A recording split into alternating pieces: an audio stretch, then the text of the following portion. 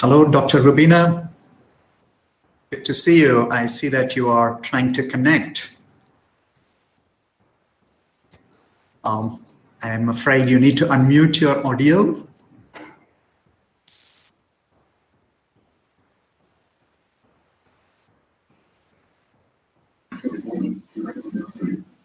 Victor sir, good evening. Yeah, good evening, sir.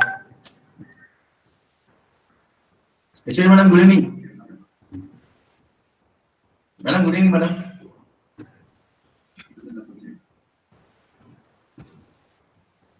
Yeah, good evening to all of you. Yes, good evening. Good, your audio is... Okay, I'm good, and I'm just trying to change the background, Victor. Yes, please give a try. Some of us Yes. had an issue with adding the background. If you're able to do it, that'll be great. If not, please don't worry. You are the expert, so if you can't make it, then I won't be able to do it. We have some experts among our students, so we are learning from them. Okay, good to see you, and thanks for everything, Victor. Oh, our pleasure. So excited to have you with us. Me too, me too. Just try to change the background. Yeah.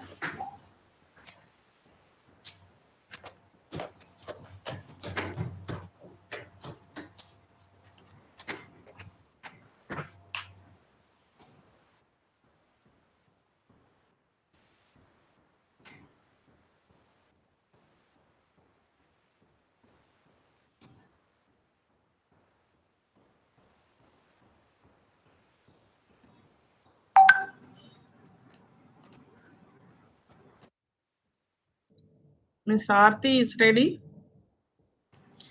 Yes.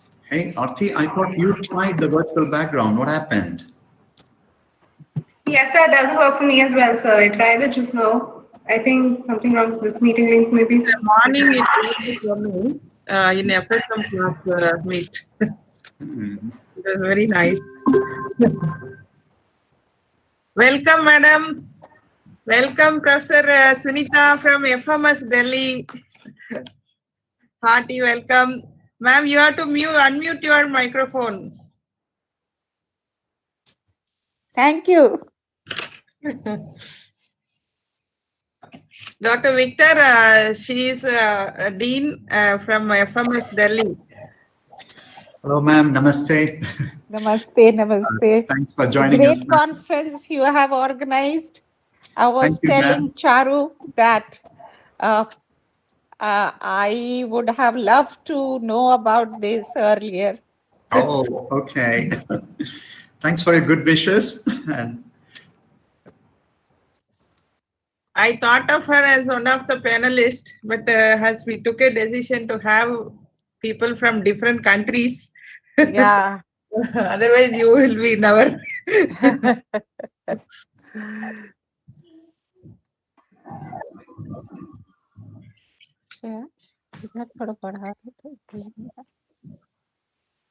Actually, madam, good evening, madam. Good evening, sir. Good evening, Professor Madan. Thanks, madam. Good evening. Professor Rubina is there. I saw her. yes, she is in the meeting. I saw her. She was trying to change the virtual background. Let's see if it works, at least for some of us. Actually, in Zoom it works, but in Google Meet. But I was successful in the morning in my class. I tried it. I think it's working, madam. I think it's working. You are having, sir? No, not now, but I tried it and it was working. Now it's my camera is not working. Our laptop, office laptop is working.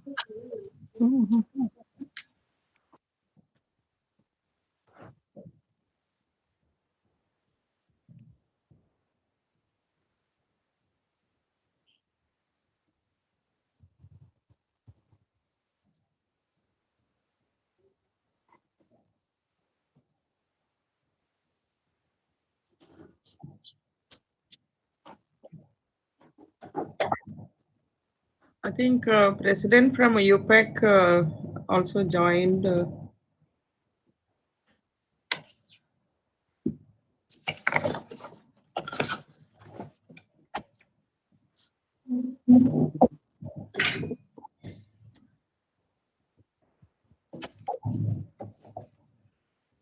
Dr. Victor, can you check President from UPAC joined, it seems? Yeah, sure, ma'am. Yes. Welcome, Professor John Liu. Aarti, am I pronouncing right? John Liu. It's Jean-Luc Dubois-Rondel, but yeah, John Liu. Yeah. yeah, like Jean-Luc Dubois-Rondel. Landed.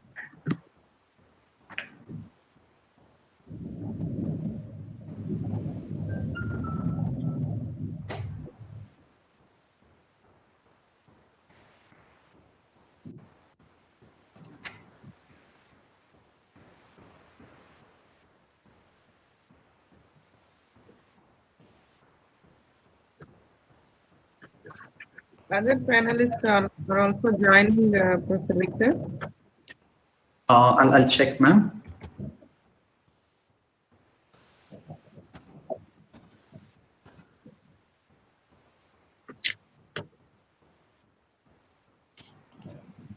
Victor ji, already 143 people are there, sir. Yes, sir. Link is working.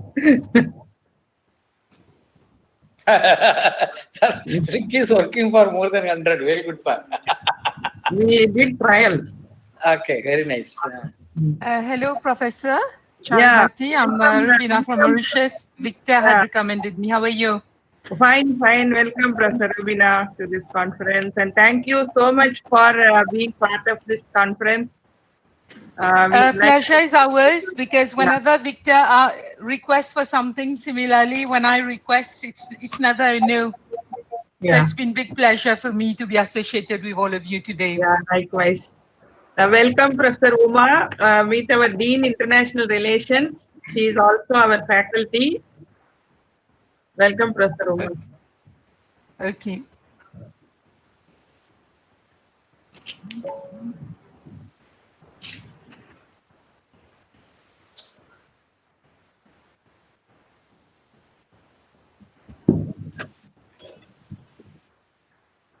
Norma madam has joined.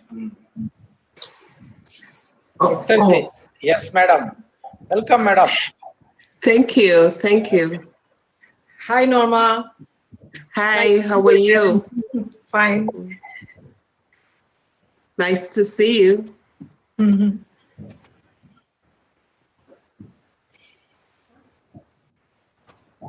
Professor Sunita, Yeah, hello. we met ages ago since at our department. Yeah. Yeah. Hello, Norma. Nice to see you. Hi. Thank you, and likewise. Yeah, thank you.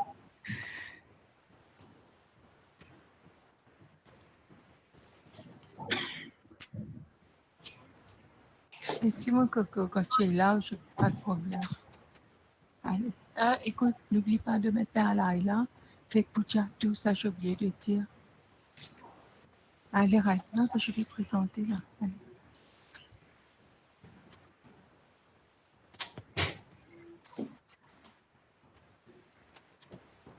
Allez. Dr. Victor, can you check whether the president joined?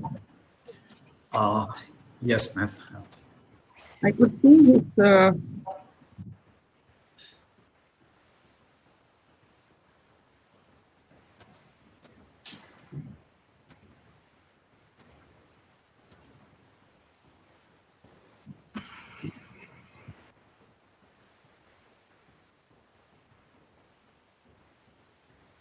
I don't think so, ma'am. Not yet. that's another name I could see. Okay. John. Ma'am, would you please check with our VC in the next couple of minutes if he can join? Victor, can I have a request? Hello?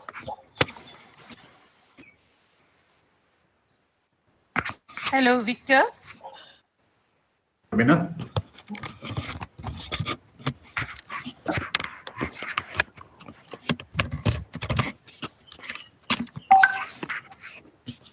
Hello, Victor. Yes, I can hear you. You can hear me. Can I send you my PowerPoint and then you can upload it when I'm presenting? Sure, you can email it to me. Okay, thank you very much. Yeah. Just as a backup, you can. Oh, all right, you mail it to me. I will take care at my end. Thank you, because we participated in one the day before, like I told you. It was difficult to share screen when we had so many who had logged in. Oh, okay. Yeah, we had this experience before. I don't know now. I don't want to take the risk and delay everybody, you know? Yes. Yeah. Yes. Dr. Victor, can you check with the President office? Sure, ma'am. I will. Our Vice Chancellor is ready.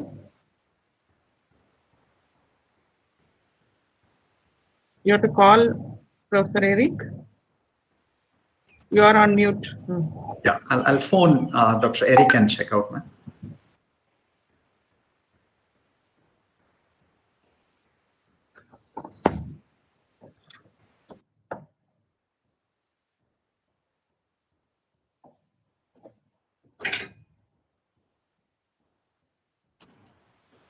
Good evening, Eric.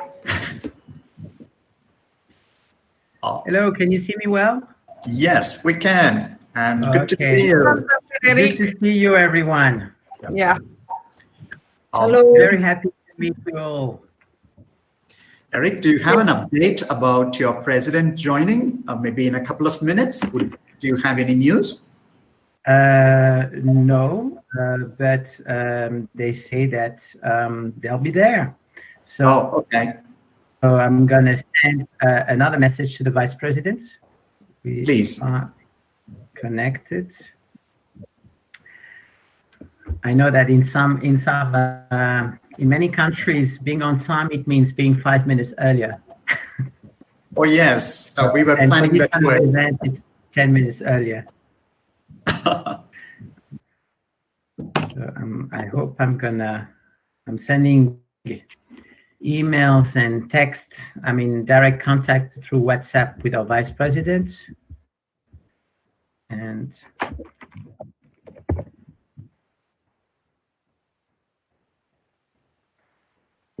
sorry, I'm sending an email.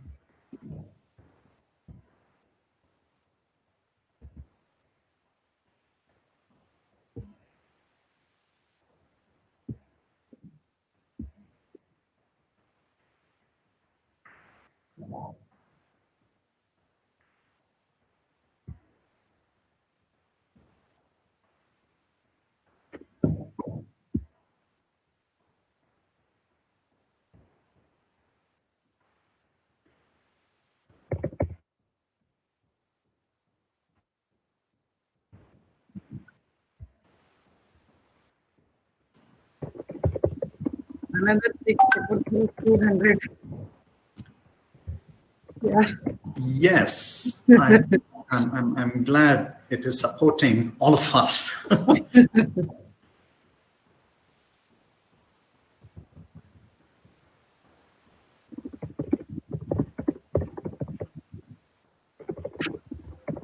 Today in my class, I asked some of the students to log in via YouTube and free up this. Sir, Dean of School of Management. Sir, we welcome you, sir. Thank you. Thank you. Thank you, sir. Thank you. I think we are all in time. Dean, Madam, Dean International Relations are also there. Welcome, Madam. I think your presence is now felt with this international conference. Thank you, Madam. I'm also a professor of DMS, sir. That is, my parents are stronger than. for the given context, it is secondary. Yes. But under your office control, this type of conferences are being organized in this university. The credit is entirely Victor's because he's managing this MOU. Yes. And we have been able to send 2 sets of students. We have selected the 3rd set of students to go next semester. Okay. And we are waiting to welcome. We are waiting to welcome students from UPEC to Pondicherry University too. Yes. This is the result of our German students. Already German 4 students. This is France. This is France. This is German, they have just sent the first set of students. Okay. Another set is now nominated, sir. As IIT Madras could not send, so this year we are sending fourth semester. Sir, ask our Vice Chancellor to join and. The president. Sir, any update in your president's office? Eric, do you have an update for us, Eric? Yes, they are connecting themselves. Oh, okay, okay. Eric, if you see him joining the meeting, will you please let us know? Because I'm able to see only 49 tiles at a time. So if you notice him joining, please give me an alert.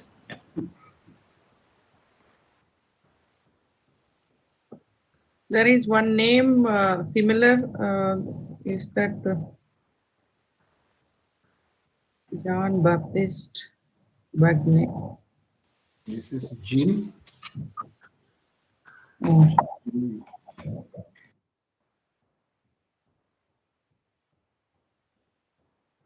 212. Wow. Sabri should be alerted. Ask him not to admit. Now the invitees should be having space. Hi. Dr. Lauren, have a good evening from India. Must be good afternoon for you. Hello, nice to meet you. Nice to meet you. It's yes. a pleasure. It will be better to see you there, but by like this, it's a good way to talk. Yes. Thank you very much for this meeting. Very interesting. Welcome, Professor Lawrence. Thank you very much. Thank you so much. Oh, it's our pleasure. I still remember 2 years ago, you led the delegation and signed the MOU, and I'm glad where we are 2 years from then. Yeah, I see. My president will be connected soon. Okay, yeah, we are waiting for him. From our side, we are ready. Once he joins, please let us know. Hello, Laurent. How are you?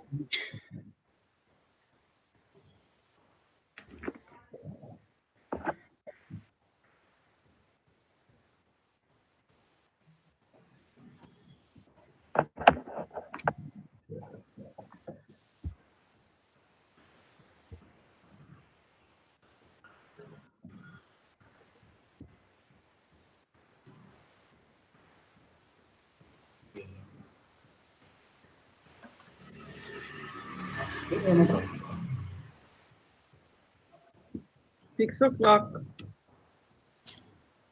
Yes, ma'am. Yeah. Can I ask our Vice Chancellor to join? Yes, yes, please, ma'am. Meanwhile, Victor, maybe you'll be introducing the resource persons of the day. Maybe there will be others will get to know who are all the people going to speak after the inauguration. Sure, sir. I'll be happy to do. Of course, the formal introduction comes later, but I would definitely like to acknowledge. Welcome, Professor John Liu, President. I think Professor has joined. Oh, yes. Yeah. Welcome, welcome, Professor. Ma'am, any updates? To join.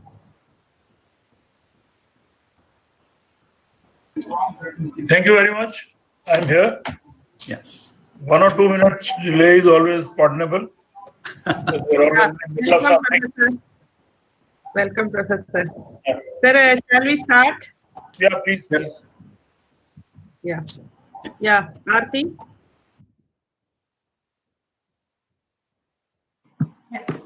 Good evening and good afternoon, one and all present here. Bonjour à tous aussi.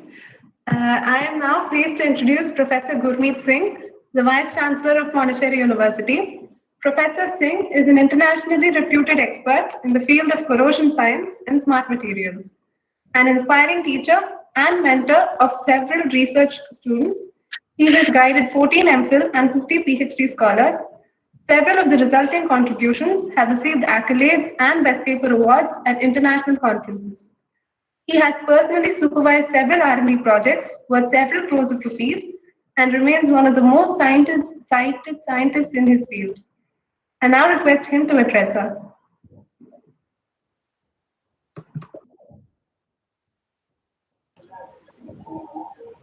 Thank you very much for your very kind words, and I'm very glad.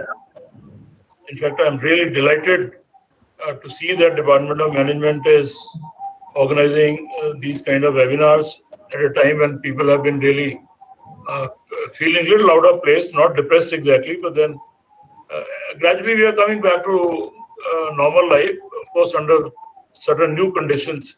But then to have an organization of this kind of webinar is something which will really make everybody very happy. I am very happy to welcome Professor Ronde, who is going to give us the inaugural address. Professor K. Chandrasekhar Rao, who is a very dynamic, wonderful dean of this school, under whose guidance is getting a right direction. Professor Victor Anand, who is here as the conference coordinator. I have always maintained that organizing a conference is not a very easy thing. It really involves a lot of work, which he's done, I'm sure, and good to see this has taken over right shape. And the head, Professor Charumati, and all other colleagues. I can see Dr. Uma Chandrasekharan here, who is the Dean of International Relations, and many others are there. And above all, our young friends who would have joined this particular conference. We have heard about Eiffel Tower, but then Eiffel School of Management is also there, which is a very heartening thing to know in East Paris. Our university already has a memorandum of understanding with about 7 universities there. So we have one more where we can think of very actively coordinating in future. And this is being organized at what after COVID and what direction these management programs will take. A very useful topic for everybody, I'm sure. And youngsters who are attending will really find it very useful. Professor Ronde is also president of University of East Paris, which is one of the very good universities. I'm glad he's found time to address us here. After his address and after his interaction with our young scholars, I'm sure he would be keen to have further relations with our university, because our university traditionally has very strong relationship with France. So in that direction only, we shall continue to move further, and I'm sure this will result in a very fruitful interaction subsequently. There are occasions when, when this pandemic started and we were under a lockdown condition for, I suppose, good 2 to 3 weeks, we were absolutely directionless. We were wondering whether we would ever be able to get back to a normal state of functioning or not. But then gradually we started deliberating, and I must compliment our IT industry people that they have really improved our connectivity and come out with good programs under which even our remotest part of the country is now connected. And subsequently, we started having our online meetings and online interactions with our colleagues. Gradually, we moved to online good webinars and then online classes. In that same direction, this is a webinar in that direction. And very aptly, you have given the title here, the conference on COVID-19, Business Response and Recovery Towards a Normal. If I put it towards a new normal, I think it will be more appropriate, because the way we have started our academic session and the way we have started our activities, I think new normals are being drawn every second day, because something comes up and we adopt that very fast. So under new normal, what business response is going to be there, which will lead to a good recovery. I have no doubt in my mind that together, France and India, if you have been following international relations closely of late, let me tell you, India and Indian government and Indian people take France as our next best friend above all others. So this is a heartening thing. And in maritimes also, India and France are contributing a great deal, collaborating a great deal. I think our friendship grow further, and our academic activities also shall develop new relations. And once the situation becomes normal, I would expect Mr. Ramdev to visit us here, and we'll be happy to have him. So I wish the conference a grand success and wonderful interaction for our youngsters. I will urge them to put all their doubts and questions to all these experts who are here and make best use of these 2 days conference which has been organized. I wish all the success and all the very best, and give my highest level of compliments to everybody, starting from Dr. Chandrasekhar Rao to head and to coordinator and to our French friends who have been here for this. Thank you so very much, and I appreciate this effort. Thank you very much. Yeah, thank you very much, sir. I'm honored to have you right at the beginning of our conference and have your presidential address. As the head of the institution, we really wanted to have you start off the conference. Thank you very much, sir. Now I request the head of the department, Professor Charumati, to formally welcome the gathering. Good morning, good evening, or and all, because we are having people from 8 different time zones here. The most honorable Vice Chancellor of Pondicherry University, Professor Gurmeet Singh, the most respected Professor John Doe Dubai Rande, President, University of East Paris, the most respected Professor Chandrasekhar Rao sir, Dean School of Management, participants, esteemed resource persons, invitees from University of East Paris and other universities. We have invitee from FMS Delhi, the Dean, HODs of various departments, and esteemed faculty colleagues, research scholars, my dear students, ladies and gentlemen. Good evening from India. On behalf of the Department of Management Studies, I extend a very warm welcome to every one of you who joined in this meet. The Department of Management Studies is one of the flagship schools of Pondicherry University, and we have established strong industry-focused teaching programs and cutting-edge research. We have grown in leaps and bounds in terms of student enrollment, number of courses offered, infrastructure, research outputs and grants received, international MOUs, student placements, industry collaborations in the past. DMS has a very strong network of 2,000 plus alumni who are now occupying very coveted and very high positions in academia and industry, both in India and abroad. DMS is at an inflection point now and in its 35th year with a vision to become a global B school. Coming together is beginning, staying together is progress, working together is success. As the head of the department, I express my immense pleasure at this special occasion that we are completing 2 years of partnership with EFL School of Management, Faculty of Economics and Management, University of East Paris, France.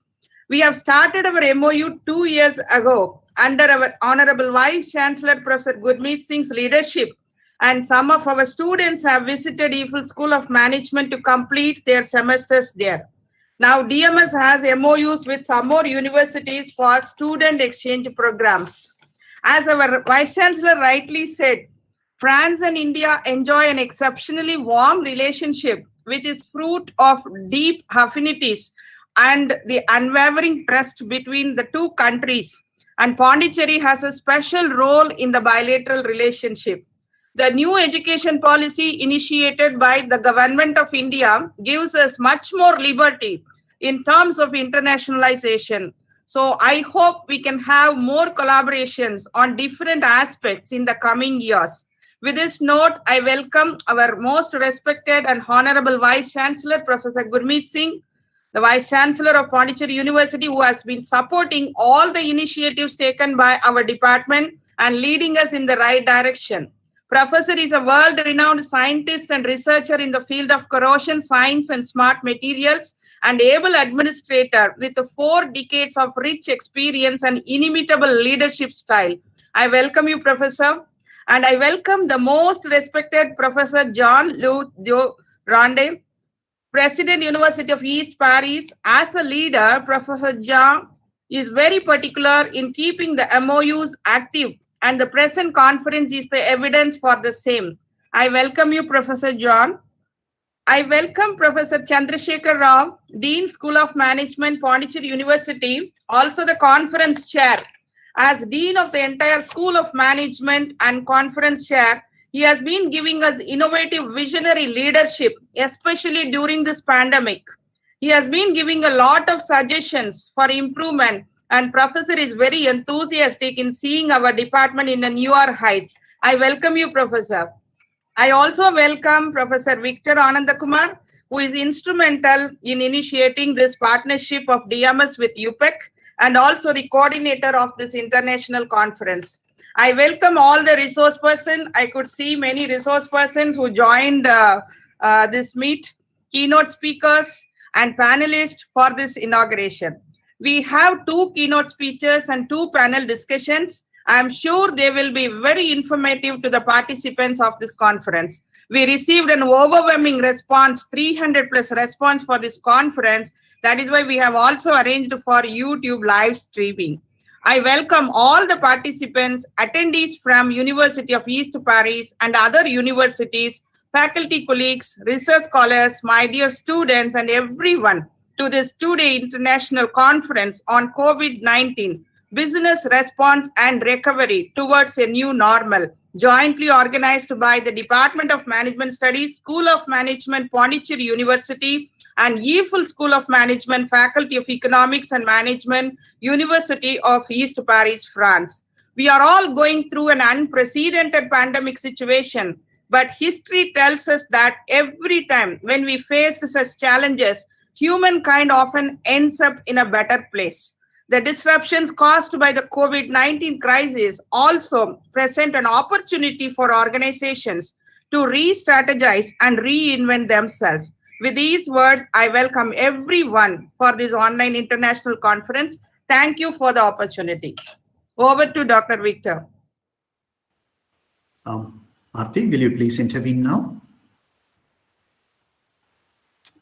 You will need to unmute your audio, please. Yes, sir. Thank you, ma'am, for your kind words and for welcoming the gathering. We will now have the screening of a video that celebrates the PU-UPEC partnership.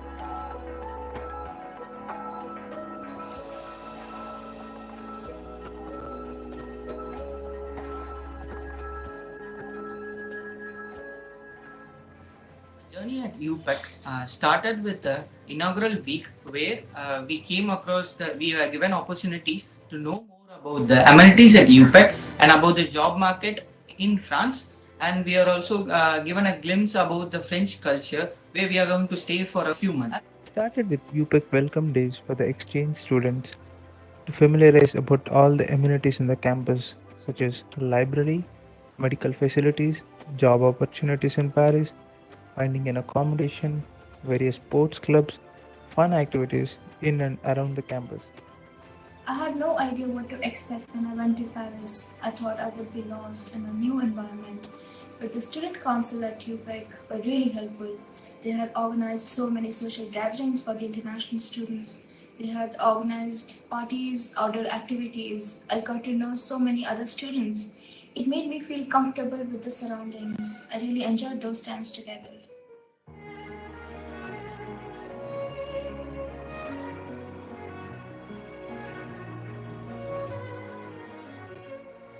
I were to describe my experience with UPEC in a few words, I would say it was immensely exciting and rewarding.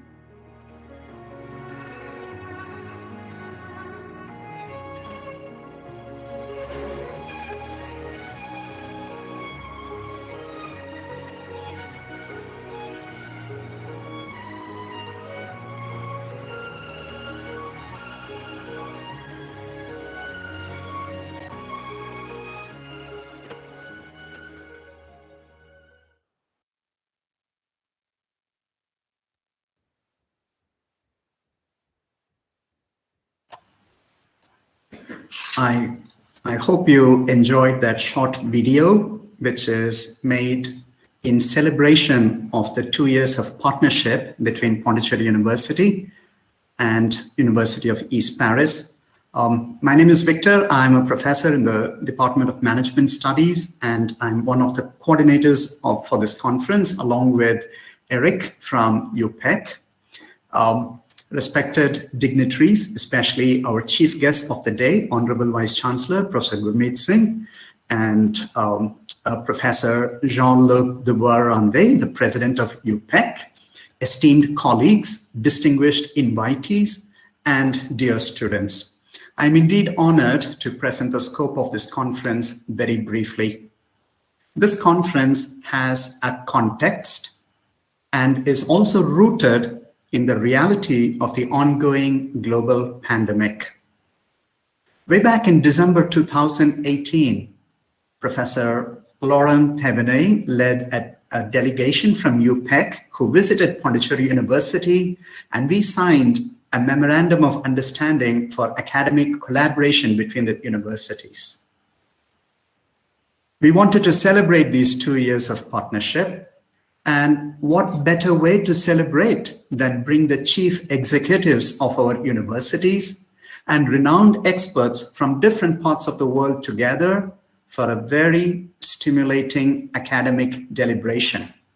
And here we are at the inauguration of this online conference.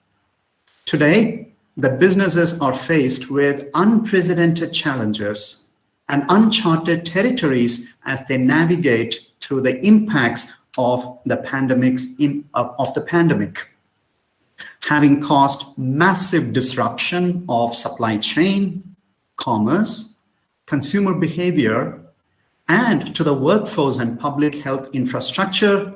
The COVID crisis presents the biggest challenge the businesses have ever faced. And with the threat of a second wave of infections looming large, and at the same time, the optimism surrounding the unlocking of economies and the development of vaccines, the businesses are at a crossroad today in terms of their strategies to forge a new normal. It is in this background that our conference presents highly thought-provoking keynote speeches from 2 eminent professors and 2 very relevant panel discussions involving experts who bring in a wealth of global experience and exposure. Day 1, which is today, the conference will focus on how businesses have responded to the COVID disruption. Whereas tomorrow, on day 2 of the conference, we will be focusing on the business recovery strategies as a new normal emerges. Let us have a great conference and take back loads of inspiration, ideas, and valuable information to shape our teaching and research in the new normal. Thank you very much. And with these few words, I now call upon the President of UPEC, Dr. Jean-Luc Dubois-Randé, to deliver the inaugural address. Thank you to all of us, and I'm really pleased to introduce this meeting with you between Pondicherry University and the EFL School of Management of Paris East University, UPEC. And I take this opportunity to congratulate the Vice Chancellor, Professor Singh, for this fruitful collaboration.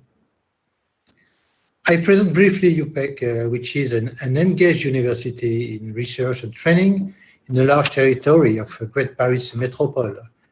Especially, UPEC develops a synergistic approach to its missions of training, research, professional integration, and partnership.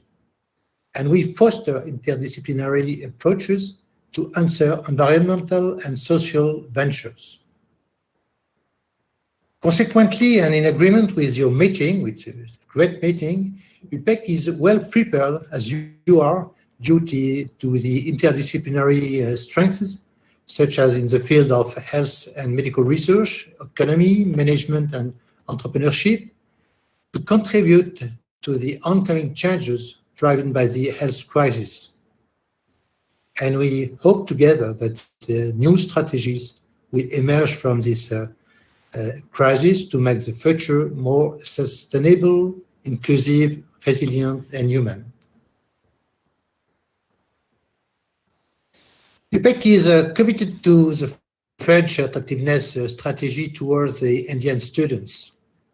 And I'm really appreciate the video you showed, which is a really nice one.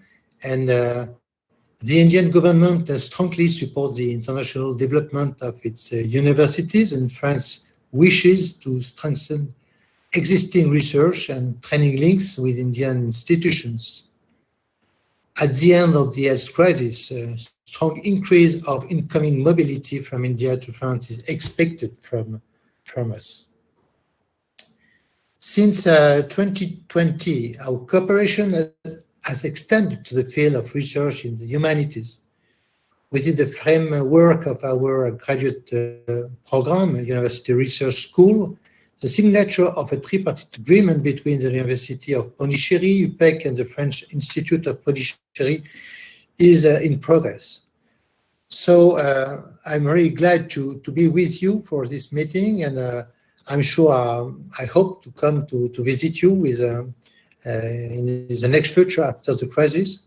And this meeting is a very important one, since the crisis is very strong for all countries, and we hope that we'll overcome this crisis together. So thank you very much for the invitation, and good meeting for these two days of meeting. And thank you for the 2-year celebration. I'm really with you, with my university, to make it successful and to have fruitful collaboration. Thank you very much to all of us, and see you in India soon. Thank you, Professor. Professor Gurmeet Singh, sir, you want to say a few words? Then we will move to the... Sir, your mic is to be unmuted, please.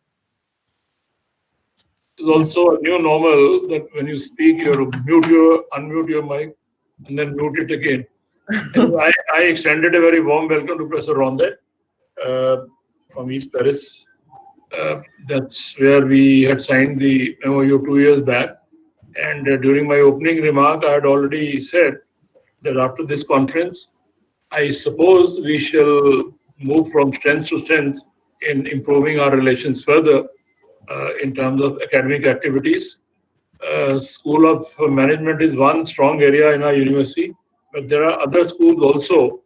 And I think we'll widen our understanding, widen our MOU, where some other schools will also be brought in, and the university fraternity should benefit at large from this understanding. And I am sure in the days and months to come, the faculty from both countries would be able to visit one another and get the advantages and fruit of this collaboration. I'm sure our youngsters, the research scholars in particular, are looking forward to such opportunities where they can carry out wonderful research work. So I wish the conference all the very best, and express my deep sense of gratitude to the president of this East Paris University, Professor Rondet, who has been kind enough to join us. And I greet all the other faculties from all over who have taken their time from here. I can see the success of the conference straight away from the numbers, when you look at it, I can see at the moment we have 248 participants, which speaks in volume about the success of this conference. Wonderful. My heartiest congratulations. And let's develop further our relations from this point on. Thank you very much, please. Thank you, Professor. Thank you, Professor Rande. Now I request our Dean School of Management to propose vote of thanks. As the team leader at Pondicherry University, I deem it is my great pleasure in thanking both the leaders for Pondicherry University, Professor Gurmeet Singh, and the South Paris University, Professor Rande, for making this occasion very grand. I think this webinar or with this seminar or international conference is a memorable in the process of celebrating our tie-ups between the two universities. When the entire world is looking at the downside risk of losing businesses, cutting supply chains, everything, the two schools of management have thought it. Why not we explore and find out the broader trends? And by inviting experts from different fields, the people on the field, those who are really on a day-to-day basis operating the different sectors, cutting across the different continents, are being invited to this conference, and thereby our students, the participants, and the students who are the researchers, scholars who have registered for this conference will greatly get inputs on what is really happening on the real side of it, what is the psyche of most of these business executives one side, and the academicians who are contributing to the broader trends. And that is how this webinar, this international conference has focused it. I take this as a great occasion to thank my Vice Chancellor, Professor Gurmeet Singh, my team of professors, Professor Uma Chandrasekharan, who looks after the international relations, Dr. Charmati, the head of the department here, and Dr. Victor, who is a man behind the entire type of implementing this MOU with the French University, and the other side, the president of this university, as well as the coordinators who are co-coordinators of this particular conference, for having given a great chance and occasion for this School of Management, Pondicherry University, through this webinar. I thank every one of you who have been joined this conference, and we want to make it a little professional. Therefore, the introduction and the inauguration is exactly planned for 30 minutes, and we are now thanking every one of you. The sessions immediately they will follow. Thank you, every one of you. Thank you. Thank you, everyone. Thank you, sir. Thank you. Over to you. Maintenant, je voudrais remercier professeur Jean-Luc Dubois-Randé et mon professeur Eric Herzler pour sa participation et pour ses mots. On sait qu'ils sont très occupés et pour prendre le temps pour attendre notre conférence, ça compte beaucoup pour nous. Et maintenant, je voudrais inviter professeur Uma Chandrasekharan to deliver the keynote talk. She is the Dean of International Relations, and she is taking over from here. I welcome you, ma'am. Yeah, ma'am will be the first keynote talk. Over to Professor Uma. Thank you very much, everyone. Thank you, sir. Thank you, sir. We'll continue the sessions. Welcome to all of you for this great beginning. I think the inaugural went off very well, and we are exactly on time. Now we are starting the keynote. It runs from 1831 India time to 1915 India time. That's 45 minutes. Usually a keynote doesn't have a question answer session, but we are open to, even if you have a very pressing question, please put it on the chat so that I can read out in case there is time. The keynote is always entirely devoted to the speaker. So I'm Uma Chandrasekharan. I'm a professor of management and the Dean International Relations. I'm very happy to be your host for this keynote session. Let me first begin by telling you how proud we are to have Norma with us today. To go into her educational background, I have two connections with her. She was a student in the MBA course way back in, maybe 99, if I remember right. Okay, 97, 99, 99 was her batch. Before that, she has done her BBM, Bachelor's of Business Management from Mysore, which is my place. So we share a lot of wonderful memories. She's a very joyful person, and she's also a very, very dedicated worker. We have seen a very wonderful student in her, and I'm seeing in her career development that she has lived through all the promises that she had made to us as a student. She's presently Professor of Strategic Management at Washburn University, Kansas, US. And she's also the Vice President of the International Academy of African Business and Development. She has done a lot of work for them, and she has even won an award for the work that she has done for this IAABD, International Academy of African Business and Development. She's an advisory council member for minority and women business development. She is very invested in stakeholders, the stakeholder approach. You can see that from all the awards that she has won. She is also the editor. She's on the editorial review board of the Journal of African Business. She's in the Sino Foreign Family Business Center at Beijing Institute of Technology, China. And she's in the executive training for CAPSIM, which is a Harvard Business Review, Harvard Business School initiative. She has been part of a simulation, business simulation, which is the manager as integrator, what is called the TMI business simulation. So that speaks of Norma for you. And I've just condensed her awards to the recent ones because there's a really, really impressive list of awards. She's won the Outstanding Paper Award in 2019, the Emerald Literati Award. Not something that is very lightly done. Congrats, Norma.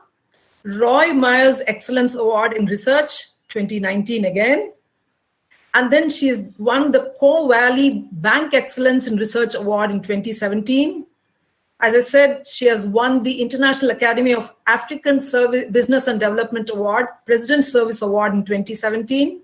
This is the highest honor accorded for dedication and exemplary services to the achievement of their vision, mission, and ideals.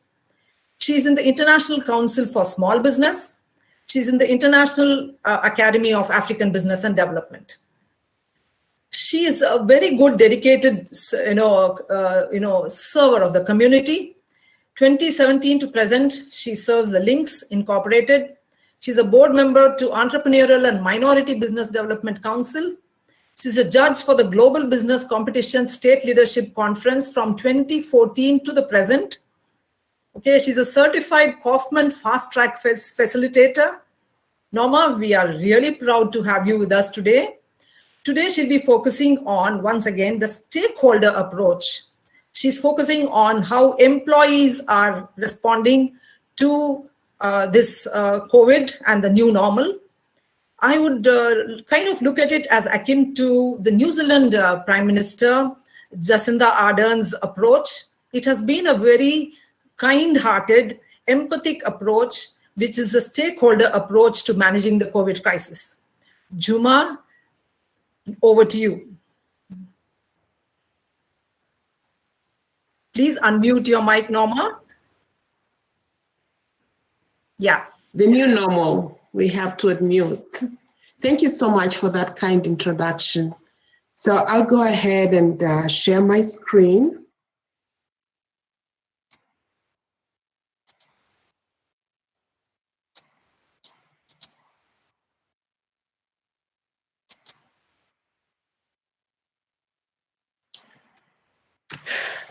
Are we good? Can you see my screen?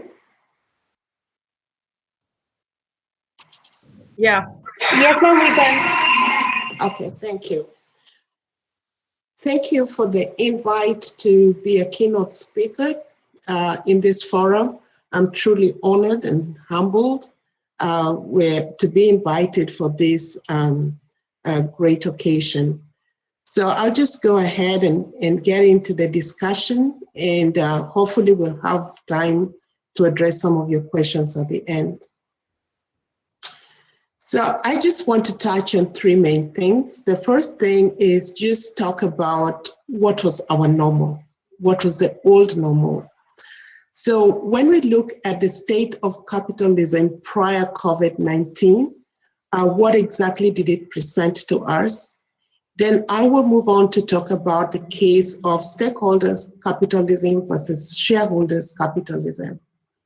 And basically in this section, I'll argue that the shareholders capitalism is a non-sustainable approach. And COVID really revealed that to us in no uncertain terms. Then I will close the conversation by talking about our transition to the new normal.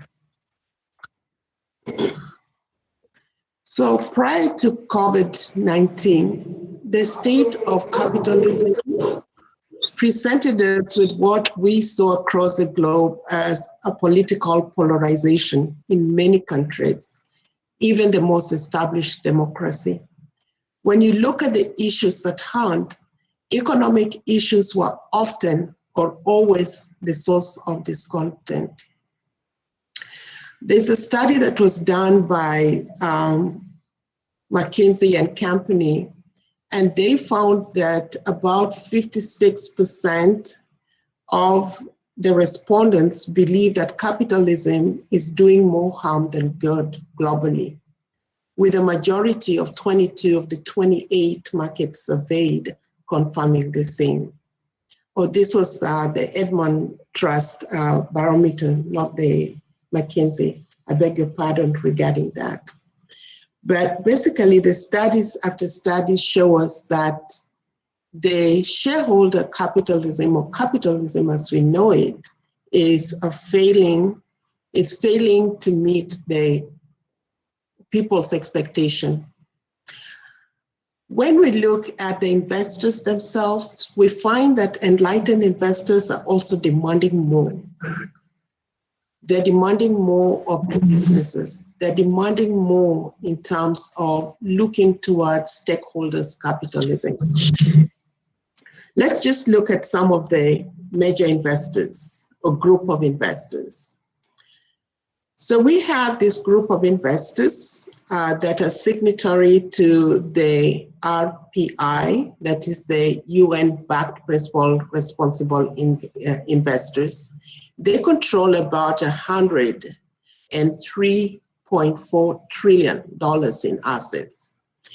And these are people who have made it clear that they are responsible and they feel that it's important for us to emphasize the ESG priorities, the triple bottom line approach to business. We have a lot of investors that control more than 50% of the world's wealth, saying to us that the shareholders model, where we're looking to maximize profits for the investors, is not sustainable. And what they really want to do is to back a more balanced approach to investment. Investments that are going to pay attention to environmental issues. Investments that are going to pay attention to social issues. Investments that are going to pay attention to governance issues. So when we see managers of assets worth $103.4 trillion saying we are willing to put our money where our priorities are. And our priorities are the ESG priorities, a triple bottom line approach. I often tell my students when talking about the stakeholders approach to think of it as the 3 Ps. It's easy to remember, 3 Ps. The first P, planet. The second P, people. And the third P, profits. So The enlightened investors are definitely demanding of a more equitable approach to investment rather than a singular approach to investment. The other group of investors is the BlackRock investors, which basically is the biggest investor in publicly traded companies in the world. They manage $6 trillion of assets. And of course, they manage a lot of pension funds, a lot of institution investments embedded in it. And they too talk about the ESG approach.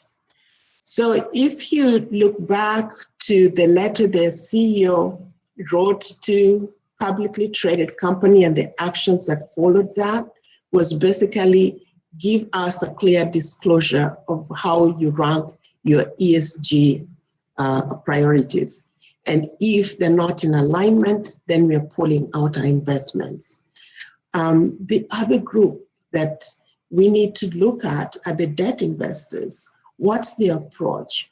Are they still backing the profit maximization, the shareholders approach, or do we see a shift in that direction as well?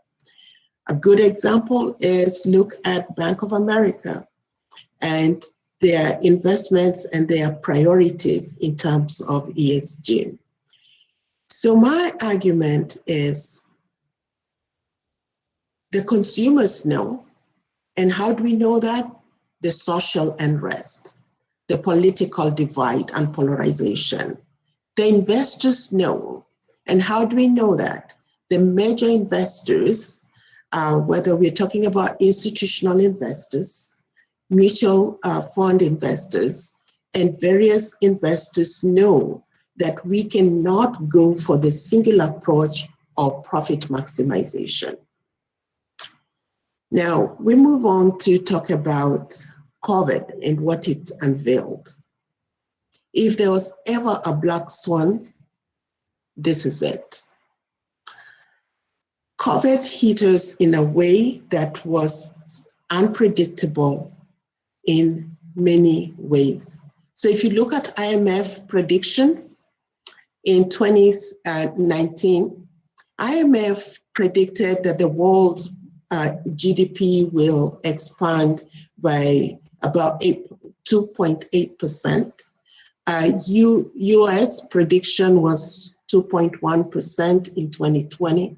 Those were the forecasts which came out in October 2019. On the onset of COVID, the International Monetary Fund quickly revised its prediction. And the prediction was the US economy will contract by 5.9% in that was the April prediction. In June, they revised it to negative 0.8%. The latest prediction, which was end of October this year, it came out less severe, 4.3%. But still, that is the worst result we've seen in decades, So the impact of COVID, when we're looking at GDP of all countries collectively at a global level, at individual country level, it's been very, very severe, to say the least. So we are at that point where our old normal was challenging and less than ideal. We are in a place where we don't know what this will look like at the end when it's all said and done, but we've seen the repercussions so far. Now, Churchill said, never let a good crisis go to waste. As organizations, as businesses, what does this tell us in terms of the priorities we are to pursue now and into the new normal? Workplace we are definitely going to be seeing some major shifts. Bill Gates recently was quoted saying business travel and office work will never return to the pre-pandemic levels in the future. We will look very different when we go back. Some major companies have also talked about how they're reconsidering the future of work. Twitter and Slack has said people can work just about anywhere, and they can work remotely forever if they so elect to do that. Microsoft came along and said, we are going for a hybrid model. So there's some days people will work at home, and there's some days people will be working in the office space. Facebook, Slack, Stripe, they've talked about allowing their employees relocating from their headquarters. But if you move from headquarters, say San Francisco, or you move from New York, or any of the high-cost cities or states into the low-cost states, then you will take a pay cut. Those are some of the things that we see, the conversations that we see happening in the corporate world today. How about the employees? What are the surveys telling us about the employees? What is their feel? So true, organizations are having these great adjustments that they're talking about, flexible workspace, remote working, etc. There are employees who want to go back and want to go back to the office, want to go back into the headquarters, etc. And so the question is, why? Why are people thinking about going back to the office? Why are the organizations thinking about the flexi models or hybrid models, etc.? What is informing that? From employees' perspective, they cite things like organization culture. They talk about collaboration and interpersonal connectedness. They talk about efficiency and productivity. So when we are in a common workspace, we share certain common experiences, and those inform organizational culture, and they inform the places and the spaces in which we move, live, and work. And those are things that we cannot achieve in terms of collective common experiences and common spaces if we are working remotely. Access to tools, technology, and resources. It takes more than just giving people connections to technology or networks.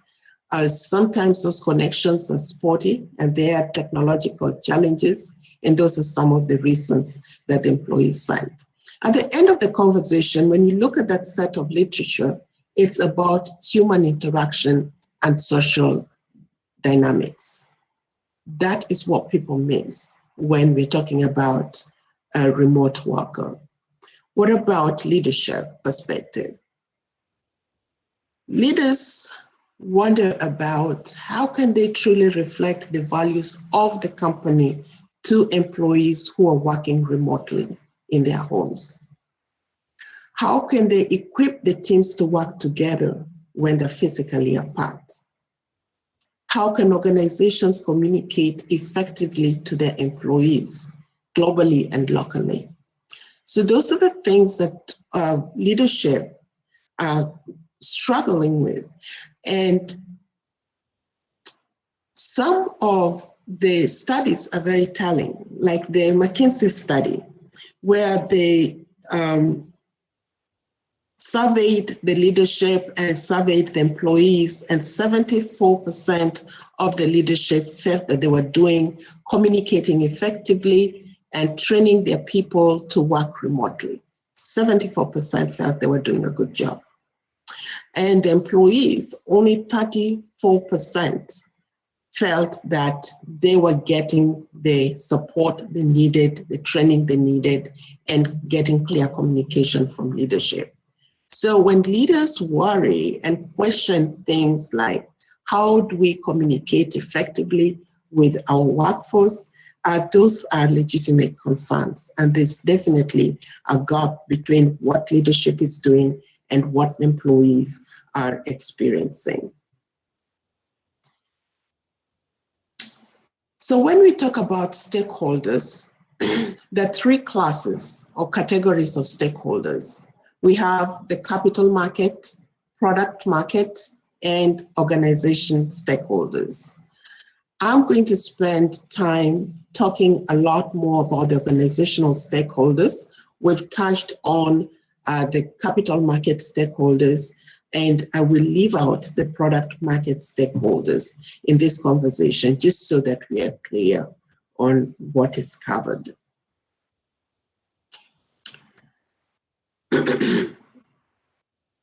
Shift to the new normal. So we've talked about why our old normal was not working for us. And we know we are not going back to our old normal. We have to seek a new normal. And I'm going to propose two key precepts in terms of the shift. The first is we have to start at the top of the organization. The stakeholders model was not sustainable before COVID. It will not be sustainable after COVID. So we have to talk with the shareholders model. So we have to talk about how to really deliver on the stakeholders model. And for organization, that means we start with the board of directors. The board of directors are the ones responsible for the long-term interest of the firm. They are the ones responsible for defining its mission and its purpose. So we have to start with the board. And besides, if a CEO is committed to the ESG priorities and the board is not on board, then it's PR. The CEO does not have the mandate to make the shifts and to change the culture and the strategic direction of the firm without the approval of the board. So we have to start with the board. When it comes to the board, there are two major approaches that are suggested. The first approach is reconsider your board members. Make sure your board members have a diversity of experience, skills, and interests that will reflect the concerns and the priority of a wider range of stakeholders rather than the singular focus on shareholders alone. So composition of the board is the first approach. The second approach to start at the top is go back to your corporate governance guidelines, whatever those documents that you have articulated the purpose of your business, and clearly assert stakeholders rather than looking explicitly at the shareholders' priorities alone. And we have to add within the legal constraints, because there are some legal constraints in certain states. You cannot talk about stakeholders in your incorporating documents due to the legalities. Those are the two major approaches. But to really deliver on those two approaches, we have to argue why that is in the best interest of the organization and the investors of the organization. And the argument is the symbiotic relationship between the shareholders' interest and the organization stakeholders' interest, or the stakeholders' interest. Jack Welch was quoted to say, shareholders' value as an outcome is not a strategy. And on the surface of it, it is actually the dumbest idea on earth. to talk about pursuing stakeholders' wealth maximization, it's a very short-sighted approach. And we argue why that is so. He makes a very clear argument why that is so. So why should we focus on organizational stakeholders, to be precise in this particular presentation? We ask why, the why of the organization, the why of the investors. When we invest, what exactly are we investing in? When investing in a company, in essence, you're buying the talents, the capabilities, the skills, the ideals. You're buying the intellectual capital of the firm. Investors are no longer buying physical and financial resources. Those have been commoditized, can easily and readily be found. What creates that competitive advantage is the intellectual capital that is embedded in your people. So that is the first why. The second why is understand, and honestly, that should be the first why. The second why is understand that your employees are people, and based on that alone, they should be treated with dignity. That surpasses all things, in my opinion. So people are not just another factor of production, and they're not an expense. They're an incredible, valuable resource that must be maximized, invested in today and for tomorrow. Flexibility is a key to stability. That is far more profound today than in the yesteryears.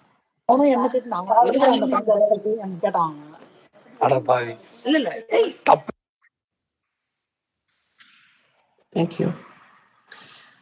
So when we talk about investing in your people in the present time, it's important for us to acknowledge both personal and professional challenges that our people, employees, are experiencing today.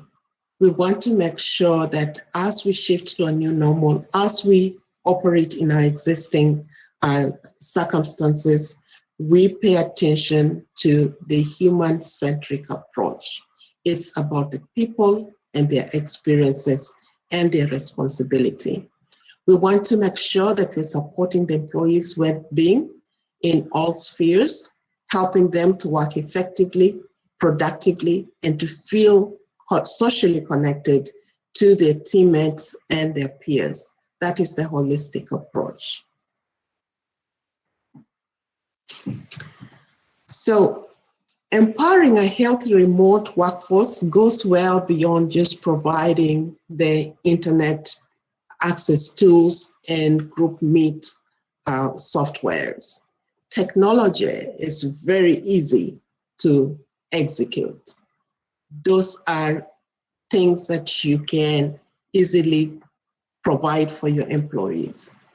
The challenge is the cultural challenge, the actual shift in working from an office setting to working in a home setting.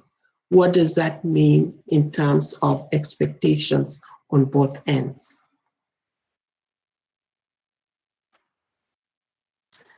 So we start with the policies and processes. We need to specify remote working expectations and the flexibility on work arrangements, as well as viable and clear support of employees' mental health, and be conscious of their family obligations. Don't focus on the process so much. Give great flexibility around the work arrangements.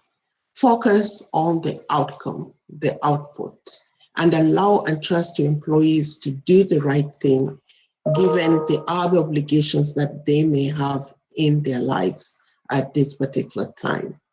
Daycare services are closed. students are at home. There are people who have elderly parents to take care of.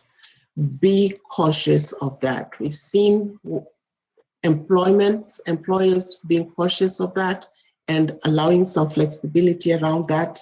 That will be the difference between the companies that come out ahead and the companies that lose their people at the end of this pandemic.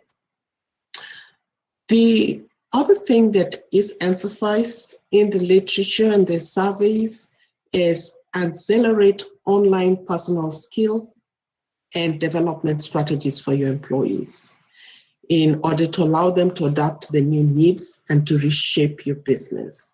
Different employees are at different points in their technology skills and all the other skills that we will require to reshape, redevelop, and those are things that we must make a commitment to. There are enough online learning tools and sessions for that. Reimagine, redefine, reform, and rededicate. There's a whole lot of things that will shift at the present and as we march out of this pandemic. First thing, have a clear vision on how the culture and the management systems are going to be expressed and balanced in remote setting.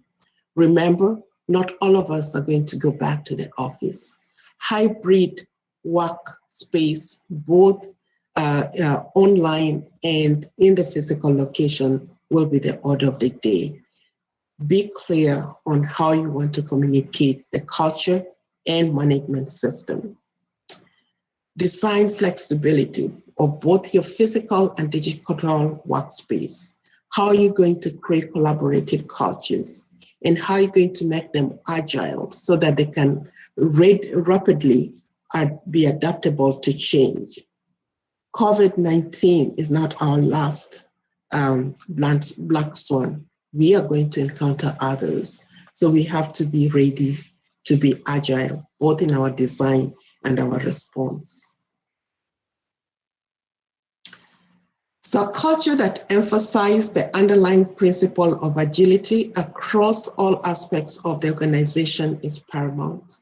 This should be enabled by strong digital communication methods, tools, and ways of working in our physical spaces as well as in our virtual spaces.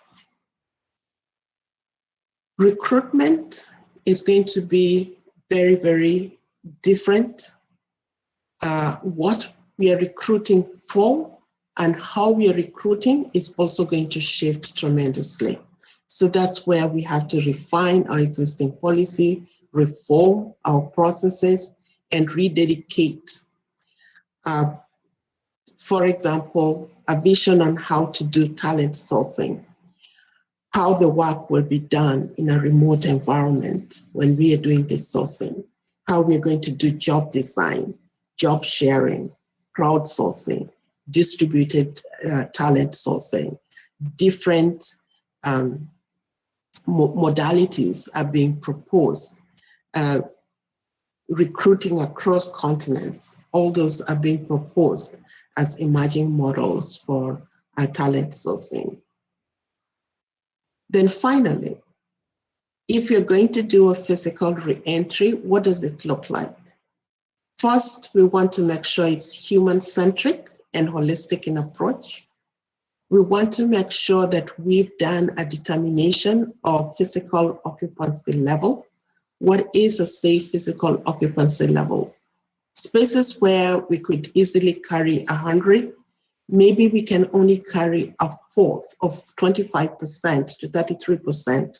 So what does that look like? How are we going to modify our workspaces? Some of the literature talked about you don't want to be marking spaces where you don't want people to move in. Instead, you may want to rearrange the furniture, removing furniture, and not having red marks all over your building. So how are we going to modify those existing working spaces? Re-entry, phased out re-entry options. When we go back to work, are we going to have everybody coming in at once? Are we going to prioritize who comes in? And how long are we going to do the phase re-entry modes? And what does that look like? Flow patterns throughout the offices. Entry doors may be separate from exit doors. So how people flow or work within your workspace, you've got to consider that. So you don't have concentration or a high congestion area within your workflows. Then they talked about identifying risk points in your space. Things like water cooler, a coffee area, maybe those are off limit for the time being. Cleaning and maintenance concern, how often do we clean the common spaces? Do we have cleaning detergents and cleaning materials stationed throughout the organization so we clean after ourselves? Testing, tracking, contact tracking, and related protocols. When we are sick, how do we know? How do we track? How do we report that? That's a very sensitive area. You may want to make sure that you involve both the HR and the legal team.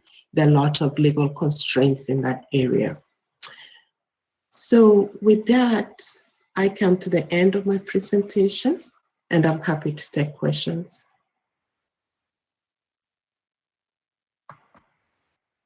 Thank you so much. That was indeed a very methodical, very well thought out presentation. I see 2 questions in the chat box. Both are from students, happy to say that. So Mohammed Irshad wants to know that companies are preferring the work from home as the new normal. So if it's a multinational company and an employee is hired from a foreign country, how will it affect the cultural transformation in an international market situation?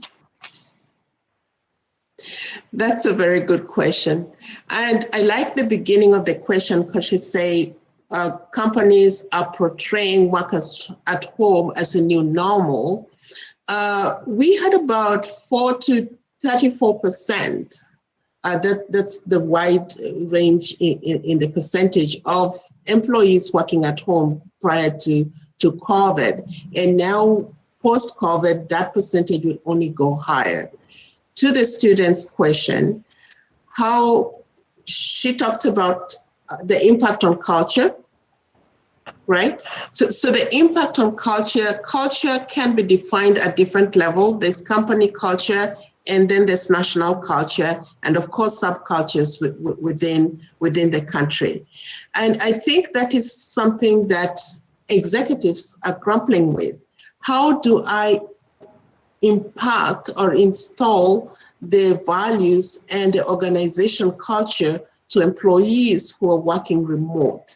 And even within your country, how do you really let people know what the company is all about? I think that will continue to be a challenge. And I think the hybrid model will be able to deliver it much better than 100% remote working employees. Then I think when it comes to the national cultures, we are seeing already a blend of cultures or culture enrichment across the globe because of the social tools that we have, the social platforms that we have. So we see a diffusion of cultures across the countries already. I think we will fumble. I think we will fumble at the beginning because culture is not something that is explicitly taught. It is an experience, a shared experience. And if we don't have that shared experience, then the question is, how do we really infuse it? And I think we will fumble around that. I think the companies with a hybrid will be able to deliver the organizational culture more effectively than the ones that are 100% remote. Thank you. I think that is Mohammed Irshad's question. He's a boy. He's in the 2nd year of the MBA program. Mm-hmm. And I think that's answered your question, Irshad. yes, it is a challenge, and companies are going to fumble. They're going to have to learn. We have another question now. Salman Mohammed. He's again a boy from the second year or first year. He says that, MNCs have realized that they don't need proper workspaces or offices because employees can work from home, right? So what happens to commercial real estate? For instance, he says, what about construction? He calls it construction. I would look at it as office spaces. So if this sector falls, it's a kind of a lead indicator. Will it pull along many other sectors? That's a smart kid. That's a really smart kid. So real estate is going to be affected. We are talking commercial real estate, immediate impact, but even residential real estate. Because think about people who are living in California, New York, and all those expensive states. You're essentially living in a shoebox and paying $5,000, while if you move a state or two away, for that $5,000, you have a whole mansion to yourself. So I'm foreseeing people relocating for that reason. When you don't have to be in your physical space, relocating to have more fresh air and more room. And so it's going to impact residential real estate. It's going to impact the commercial real estate because even with the hybrid, people are talking about instead of 4 floors, we only need 2. Because we are having rotations and people are coming into the space in a phased re-entry mode. So definitely the commercial real estate will be hit, but residential real estate is right behind it. It's going to reshape the way real estate industry really is going to look like. So small towns, appraisal of the homes will go up. Because all these city guys are coming back to the small towns, and the big towns, their appraisals will go down because now we will have more supply in the market. That's my expectation for that. That's a good question. Yes. Yes. I'm still asking, although it's just 2 questions because of time constraint. Both the students deserve a round of applause for asking very smart questions.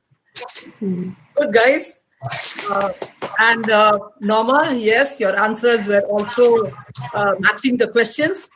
What Bangalore has done is a lot of residential properties in Bangalore are vacant.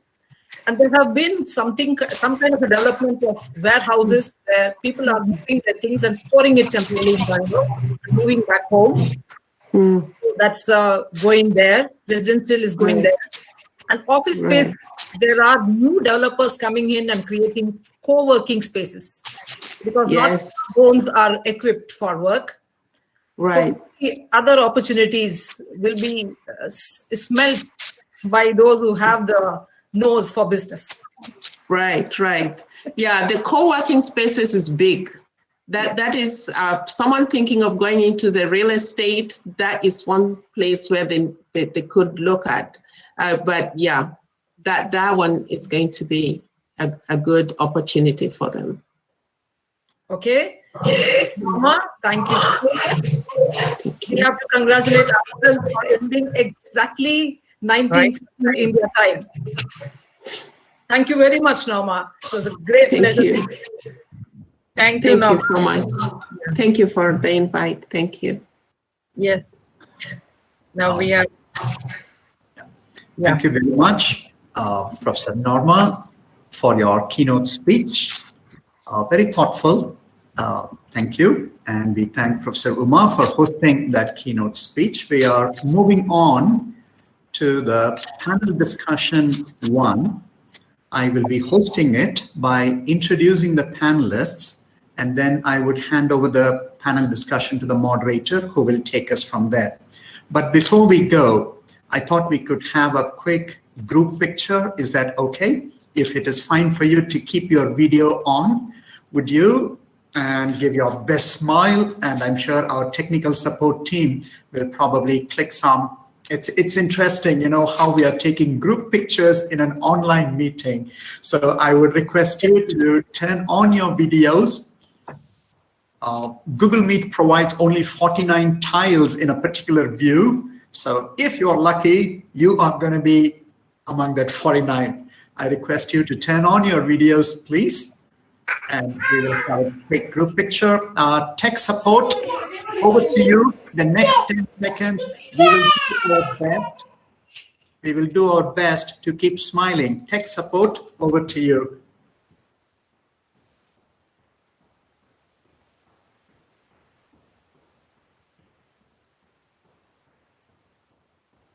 Thank you very much. Thank you. Now we move on to the panel discussion 1, and that will be the last event on this day. And I have the honor of introducing the panelists. And can you believe we have a panelist who is joining from Australia, and it's close to 1 a.m. It is tomorrow already over there.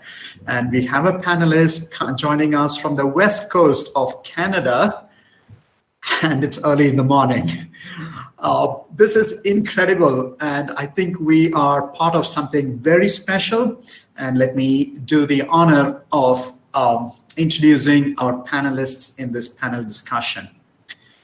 We have Professor Rubina Jawahir. She currently teaches at the Faculty of Law and Management, University of Mauritius. She is an alumnus of FMS, Faculty of Management Studies, University of Delhi. And recently, she had a very successful stint in administration as the Pro Vice Chancellor of Planning and Resources at the University of Mauritius. And Dr. Rubina's expertise and keen understanding of the Indian Ocean regional market makes her a much sought after consultant for businesses. Her recent research focuses on the impact of COVID on the tourism sector. And her research on service quality is highly rated and often cited in the literature. You just need to search for her name in Scholar Google. Now I move on to the second panelist in our panel, Professor Hyung Duk Kim. He prefers to be called as Daniel Kim. He teaches at the Leder School of Business, the King's University, Canada. Dr. Kim is an alumnus of the School of Management, Pondicherry University, and Indian Institute of Technology, Madras. Prior to joining academia, Dr. Kim worked as the country head for a Korean multinational company and had also established his own business in India. He has extensive knowledge in cross-cultural management, both in practice and in research. And next in the panel, we are very honored to have Professor Lathmika Pereira. He teaches at the Business School, Deakin University, Australia. He is an alumnus of Swinburne University of Technology and Royal Melbourne Institute of Technology. Dr. Lathmika has held several senior positions in the industry prior to joining the academia. And he attended the leadership education and training from the Harvard Kennedy School, United States. And he led the implementation team of Deakin University's Cloud Learning Initiative when Deakin moved to their new online platform. And next in the panel, we have Professor Sylvie Chevrier, and she teaches at Gustave Eiffel University, France. She is an alumnus of the University of Quebec in Montreal. Dr. Sylvie is Assistant International Vice President at Gustave Eiffel University, and she coordinates their international relations. Her research focuses on niche areas such as integration of migrants in business and sociology of work. Her popular book, Cross-Cultural Management Revisited, published by Oxford University Press, is much sought after by the researchers. And then this panel will be moderated by Professor Charumati, my esteemed colleague and head of the Department of Management Studies, Pondicherry University, and she is also the convener for this conference. Professor Charumati is an alumnus of University of Madras. She is a seasoned researcher and trainer with many national and international recognitions to her credit. Currently, she leads an international collaborative research project from the Ministry of Education, Government of India. She also serves on the board of directors of Pondicherry University, Step Up Hub, and she mentors several startups through that initiative. What an honor for me to have introduced this panel, and ma'am, over to you to take us through the panel discussion. Thank you. Thank you, Professor Victor. And I am so much happy to be a moderator for this panel. And let me first set the tone for discussion, taking 3 minutes. Then we are very eager to listen to the panelists. Today's CEOs are faced with overwhelming competing challenges and uncharted waters as they continue to navigate the impacts of COVID-19 pandemic. Now, many organizations are already taking proactive steps to emerge from the pandemic stronger. They are facing the crisis with a spirit of reinvention, with accelerating digital transformation, establishing variable cost structures, and implementing agile operations. Since COVID-19 crisis struck, organizations in vulnerable sectors worldwide have seen their revenues drop substantially in a matter of weeks, in some cases dwindling to almost nothing.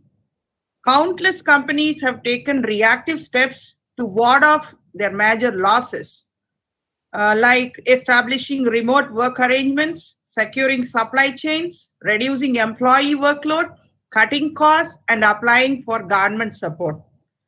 Impact of COVID on businesses are many, and if you take some of the aspects, first comes to my mind is employee welfare and workforce management, which tops the list of business concerns. Businesses need to manage risk of virus exposure, travel restrictions, work from home, layoffs, etc. Consumer behavior and shopping patterns have changed. There is an increase in online versus bricks and mortar.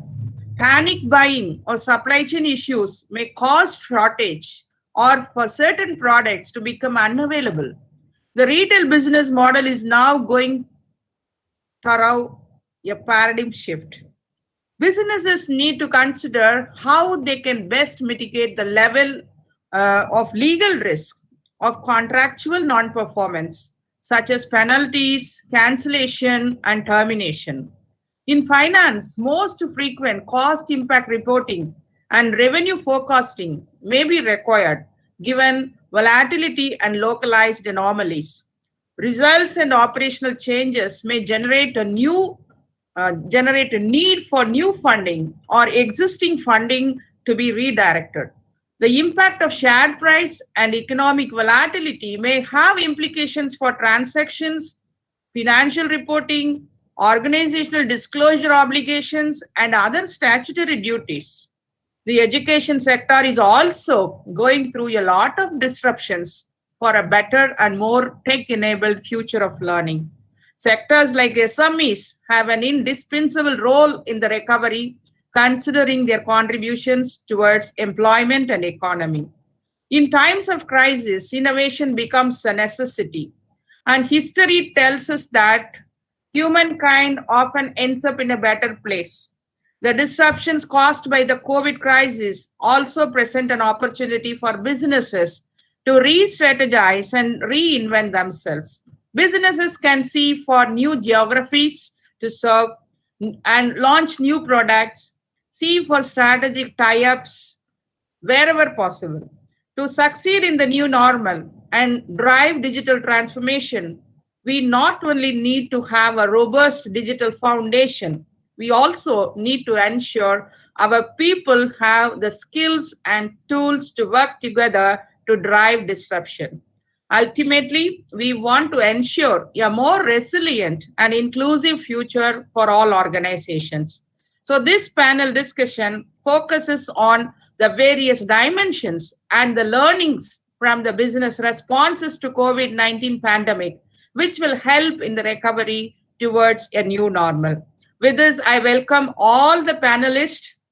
As Professor Victor said, Dr. Kim is from Canada, who is going to be the first presenter, then followed by Professor Lakmika from Australia, then followed by Dr. Sylvie from France, and followed by Dr. Rubina from Mauritius. So now over to Kim for your views. So you may take 10 minutes to express your views so that we will complete all the panel speakers. Then we will take up some curated questions. Then we will open the floor for the audience. Yes, over to Dr. Kim.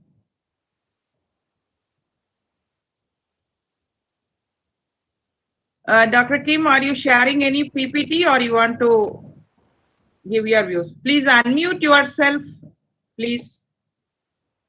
Dr. Kim.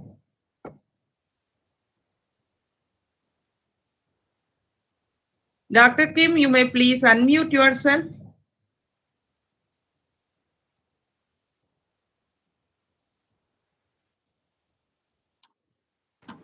Yes.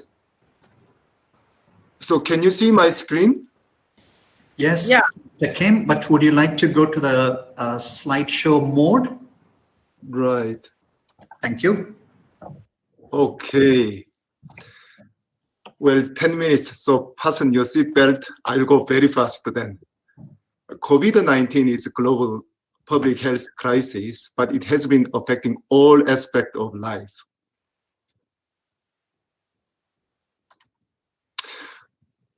Well, I contacted some of my friends who are working as a senior level managers in Korean multinational companies and asked these questions, and then learn about their situations so that I could get some insights to prepare this presentation. Well, I think demand's part already, mentioned here. So then we go to this trade side. The trend of protectionism was already on the rise ever since the global financial crisis in 2008.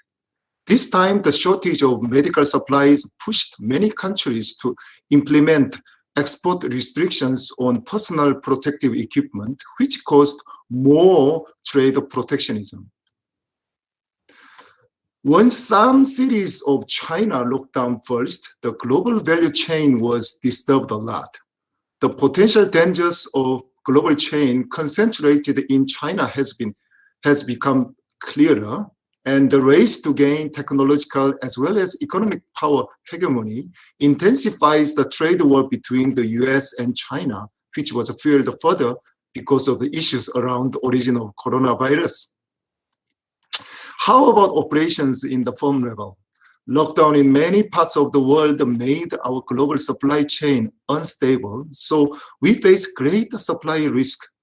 Multinational companies are struggling to forecast the demand and supply realistically, so they hesitate to invest.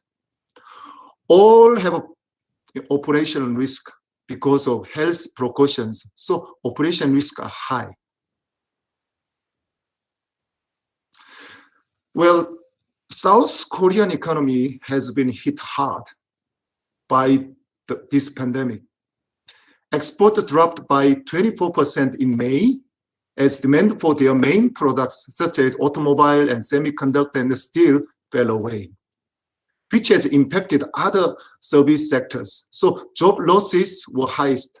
The whole Korean society realized that they have such a vulnerable economic foundation. In response, the Korean government launched the Korean New Deal in June and announcing their 135 billion investment plan in green and digital technology. Apart from relief or recovery effort, they focus on economic reform and initiate the transition toward a digital economy. The digitalization has become a key factor both driving innovation and determining the competitiveness of Korea. So they promote the use of 5G wireless network and artificial intelligence across industries and foster digitalization in less developed areas. The investment will also support startups focusing on green technologies as well as more energy efficient manufacturing. In addition to that, a significant amount of funds goes to those who became marginalized because of this transition. The COVID-19 crisis can provide many opportunities with this large stimulus package, which will be a game-changing opportunity for Korean companies who move or adjust faster. Well, we all agreed that I think this pandemic has accelerated the digitalization of service. A paradigm shift has already taken place. The only way to win is to learn faster than anyone else. A return to normal is a fool's dream now. Many changes will remain. For example, a sudden adoption of remote services promoted by social distancing policies created a demand for firms in contactless digital services, and these areas become a key growth sector in South Korea. A significant change happens in the user experience area. Traditionally, we think, we purchase first and experience it. But thanks to advanced technology in online or virtual business platform, we virtually experience first and then purchase it later. Business can focus their marketing efforts on digital platform to continue to reach their target audience. Hybrid remote office. Before the crisis, many employees wanted to work from home at least some of the time. Some of them would take a pay cut in exchange for this option. The home office or hybrid remote office model is an excellent option to maintain a company's output and safety. It can also reduce overhead cost, which is additional benefits. And because of this pandemic, we realize that it is risky if we rely on human labor too much. So smart factory, automation, or less emphasis on human labor is inevitable trajectory in manufacturing world. Regarding the global supply chain risk, for example, Hyundai Motors shut down 9 out of 12 global operations. So we need more resilient production network, emphasizing risk awareness and greater transparency in value chain and promoting agility. So we focus the opportunity of using real-time data as a means to manage risk and opportunity. This will end the physical or paper-based trade. Another lesson is to balance the just-in-time system, focusing on low cost and efficiency, with the just-in-case system, the event management capability, especially for essential activities. Companies try to improve their supply chain visibility in real time by using new technologies like cloud and Internet of Things and big data, artificial intelligence. This kind of connected supply chain is now major strategic driver and in the area of competitive differentiation. So Korean New Deal by government has been well supported and implemented by Korean companies so far. On the other hand, because of global supply chain risk, reshoring is one of the possible solutions, which can offer many opportunities for local manufacturers in high-income countries. But in practice, the majority of reshoring will take place in high value-added tech sectors, and offshore outsourcing may continue in labor-intensive industries. So more realistic option would be nearshoring to realign supply chains in offshore regions, at least for Korean multinational companies. We expect to see global value chain realigned into multi-polarized global value chains as production bases are relocated close to major markets. and demand and supply lines of parts are diversified to promote safety and resilience instead of efficiency. Well, efficiency may be sacrifices to promote secure production and reducing dependency on few countries.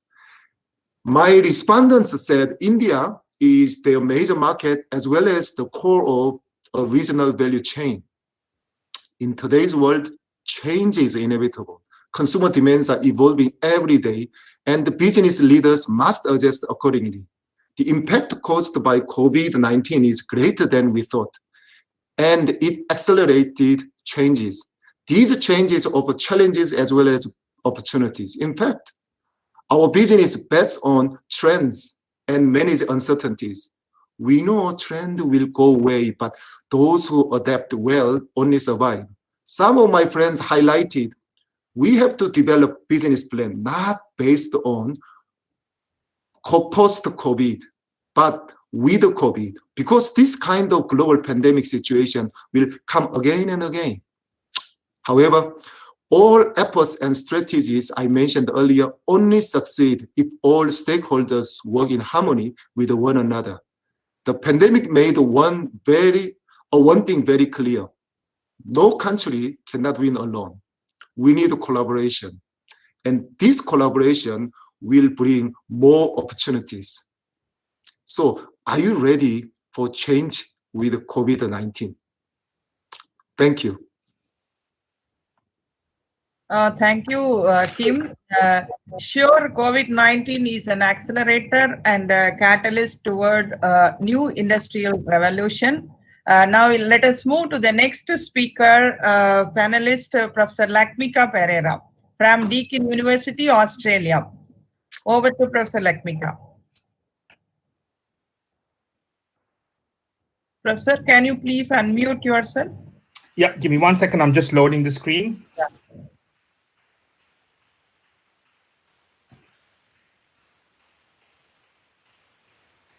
Okay, can you all see that? Yes, we are able to see. Okay, brilliant. So before we start, namaste, bonjour, annyeong haseo, and vanakkam on different tongues. So today I'm going to talk about an area that's hardly ever touched in terms of the global pandemic, the small, micro, medium, and medium enterprises. So what's the deal with them in terms of the post-COVID recovery? So just to give you a quick definition of what an MSME is, they're classified as follows based on the OECD. So usually a medium enterprise is where they have a number of employees between 50 and 250. Small is between 10 and 50. Micro is considered between 1 and 10. Also, it is classified under financial assets based on the amount of resources they have. Right. So this is what I want to really drive in my presentation today. Globally, about 99% of all businesses account for MSMEs in the world. Global employment in SMEs is approximately 1 in 3 employed in micro businesses, 2 in 3 employed in SMEs, i.e., which means approximately 2/3 of the global population are employed within MSME sector. So the contribution made globally and in India by MSMEs are phenomenal in terms of provision of creation of jobs, improving quality of life, and improving the socioeconomic conditions, and creating a platform for innovation and entrepreneurship. So there are different definitions in terms of what India has done, but I won't go through that in detail. But I do want to highlight this from an Indian context. This has been the share of MSMEs in terms of GDP from 2012 to 2017 based on the data that's available. So approximately 30% of the GDP in India comes from MSMEs. And also I've broken this down in terms of what areas MSMEs are there in an Indian context. So you can see manufacturing, electricity, trade, and also other services. Sorry to interrupt, Professor. Can you put slideshow? It is on slideshow on my end. Okay, it's not moving actually. It is in the very first slide itself. Sorry, let me try that again. Yeah, now we are able to see. Okay, so I'll probably keep it in this mode because of the Yeah. issues of transition, okay? Okay. Right. So what I want to highlight here is that in terms of ownership of SMEs, one of the things to consider is that the gender between the ownership. So if you look at the micro organizations, there are about 80% in India in terms of the ownership of micro businesses, as opposed to 20% in females. If you look at small, it's 94% of male with 5% of female. In medium, 97% of male and 2% of female. So what I want to highlight here is that the ownership of small and medium businesses in an Indian context is significantly underrepresented by females. So now let's look at a global perspective of what happened with the pandemic in a very succinct manner. This is actually taken from the OECD. If you look at what happened in China, 1 in 3 is out of business in the first month alone by the 10th of February, okay? And then it goes down furthermore. So I'm not going to go into every single timeline here, but what I want to highlight is the impact for SMEs has been just absolutely crazy, and that has affected the global market significantly. Let's look at Korea, for example. 42% fear being out of business in 3 months, 70% in 6 months, okay? If you look at the US, 51% indicate not being able to survive 3 months, okay? So you can see that the SMEs are the hardest hit in terms of the COVID and its effects. In terms of the UK, 6% run out of cash, 57 in 3 months reserves or less. So you can see that it's affecting SMEs in an unprecedented way, okay? Latest in New Zealand, for example, and Canada. Let's look at New Zealand. 71% of SMEs have taken a revenue hit by COVID-19, and close to 40% of SMEs fear having to close down. So you can see from these data that the SME sector has been devastated. So in terms of the SMEs, what are the issues that they're directly facing in terms of their transmission channels as a business? So they're having some issues in terms of labor supply drops because there are not people who are able to come and work for them. There is a product or service demand drop. There are financial issues. There are supply network issues, floating costs, the cost of surviving during lockdown and economic closure. So unlike large organizations where they have that financial resource to go into hibernation, SMEs or MSMEs have very limited resources because their cash flows are significantly lower than their cousins, than their larger cousins. So in terms of survival time frame, they are not able to go into lockdown or hibernation in the long term.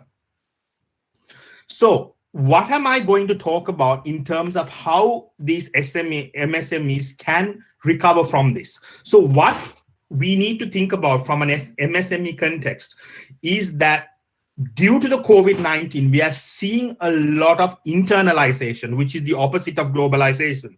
So we have borders closing in. And I think my previous esteemed colleague talked about nearshoring or onshoring once again. So that is happening. And this is where we can, as any country, can support the MSMEs to drive the economic growth in going forward. So it is very important to contextualize that the MSMEs are the foundation of any country, rather, in terms of their economy. So supporting MSMEs is very important in terms of the forthcoming economic recovery.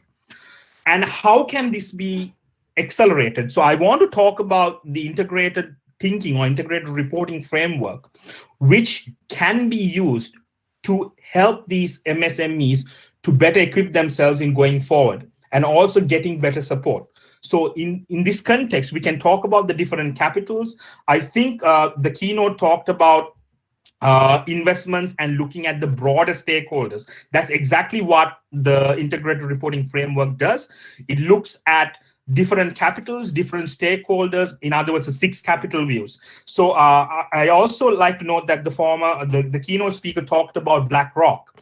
So one of the things that the chairman of, or the CEO of BlackRock, Larry Fink, mentioned was that he's keen to see all organizations that BlackRock is investing in to look at integrated reporting or integrated thinking and provide this broader strategic view for investments. So this is where MSMEs can really tap into the global market by thinking in an integrated manner and coming up with these kind of integrated reporting frameworks to further attract international funding for those particular organizations, for those small enterprises.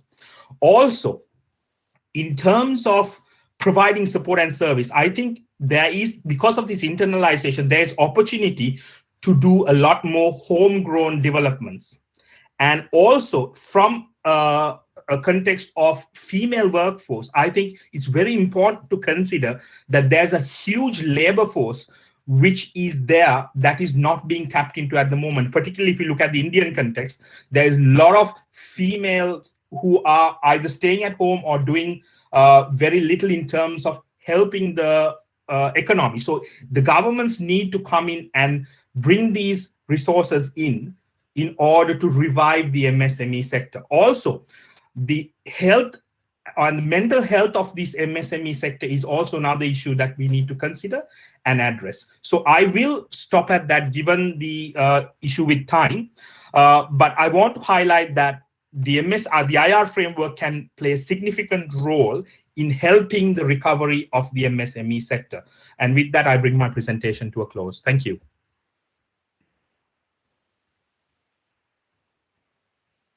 Thank you, Professor Lakshmika. Thanks for giving a very good overview of impact of COVID-19 on MSMEs and clearly explaining the issues faced by MSMEs and how they responded. And I think you could not resist as a board member of IIRC for academic vertical. Your suggestion of integrated reporting is really a welcoming one. I think SMEs should look forward to that initiative very soon to tap capital market, global capital market. With this, I welcome next panelist, Dr. Shilvi. Over to you. Can you hear me? Yeah. Yeah. Okay. Thank you so much for having me on this panel.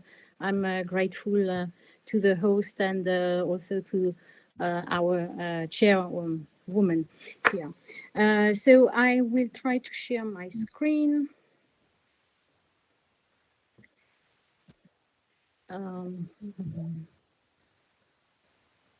Okay. I'm not sure how I can select what I want to share. Yeah. Dr. Sylvie, the easiest way would be to click on present now and then the first option, your entire screen. Oh, the entire screen. Okay, that was my question. Thank you so much. So, you're welcome. Okay. So what does it lead to?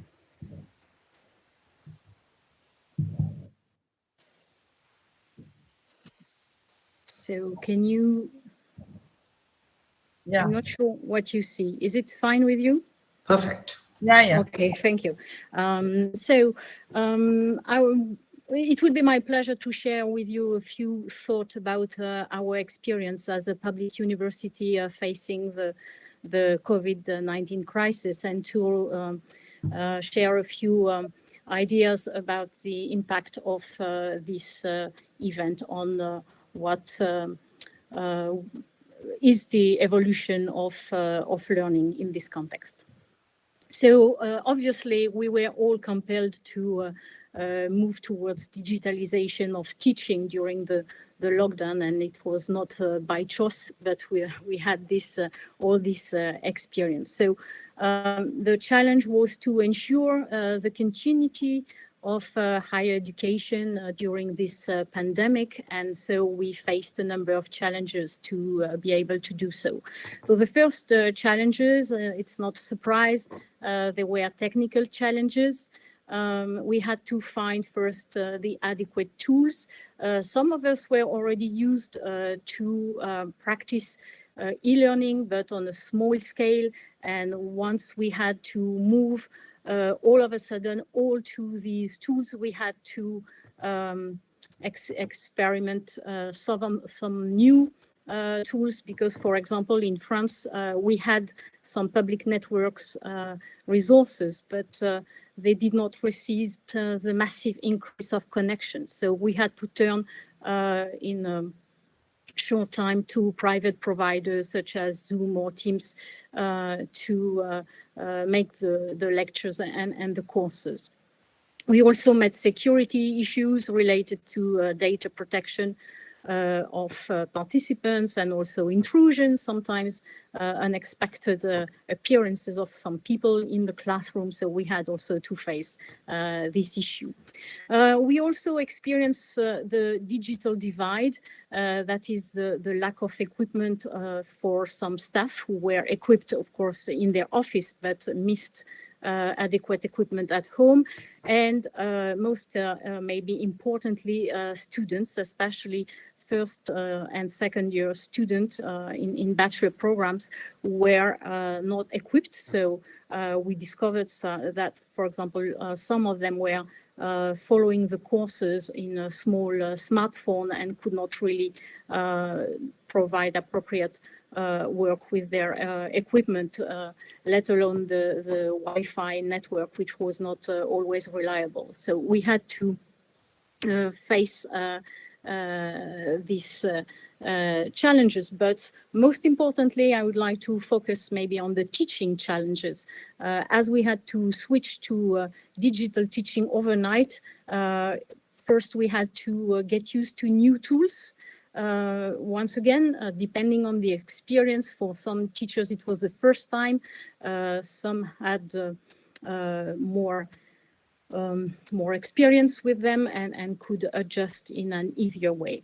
But the use of the tool is just one small size or one small aspect, one side of the issue, because we mainly had to reinvent teaching methods to go online. So for some of our activities, it appeared to be quite a challenge. For example, in scientific areas involving experiments in laboratories, it was quite difficult to turn that online. Or for sports classes in the sports specialization, for example, it was also quite a challenge. In the business faculty, it was a little bit easier. Teachers were also faced with the necessity of developing new practices online to foster interaction. They are used to foster interactions in class, but online it's another completely different situation. And so how do you maintain interactions through maybe quizzes, through work group, and so we had to design and to adjust, of course, the learning and teaching practices. Maintain students' motivation and engagement when they are sitting at the same place in front of the same desk and not interacting directly with anyone for the whole day long was also a challenge. And we also had to adjust the students' assessment because, of course, evaluating knowledge was something very difficult when you know that the student can have all the resources at hand to answer the question. So we had also to adjust this. What did we achieve faced with these challenges? So I think we can be proud that we managed to ensure the continuity of teaching and learning for about 90% of students, but we have to admit that about 10%, especially of undergraduates, dropped out either because of ill equipment or because they could not maintain attention, or other because they were facing social difficulties. They had sometimes lost their student jobs and could not make it anymore. So we still had this issue for about 10% of our students. We also experience a comforting solidarity in the community to provide equipment for all, so hundreds of computers recycled in a circular economy were distributed to the students and help them to go on with their education. What was also amazing is that after some had resisted for a long time, all the teachers had to develop some new skills with digital learning. So not one was not exposed to these new practices. Interesting also were the emerging communities of practices among teachers. After the first weeks of the pandemic, they united, of course, virtually through Zoom or other means to discuss about their experiences, and they also wrote some white papers about their experience. So that was also an interesting point. Paradoxically, despite the distance, we had a closer follow-up of students because we were we wanted to be sure that they were okay. So we each person in charge of a training program checked where and how were the students during the pandemic. So we could ensure this close follow-up. And at the end, we finally got a similar success rate for students. But there are also some limitations to this experience, not only positive side, of course. The continuity of teaching did not always meant the same quality of teaching. And for some of the teachers, teaching online was just the duplication of what they used to do offline without adaptation. And in that case, that was not that successful. So we observed this year, having, for example, the students that we had last year during the pandemics, that they were very grateful to the continuity of education that we could provide it. But when we checked about what they had learned, sometimes we could measure that it was not exactly the same as during a usual academic year.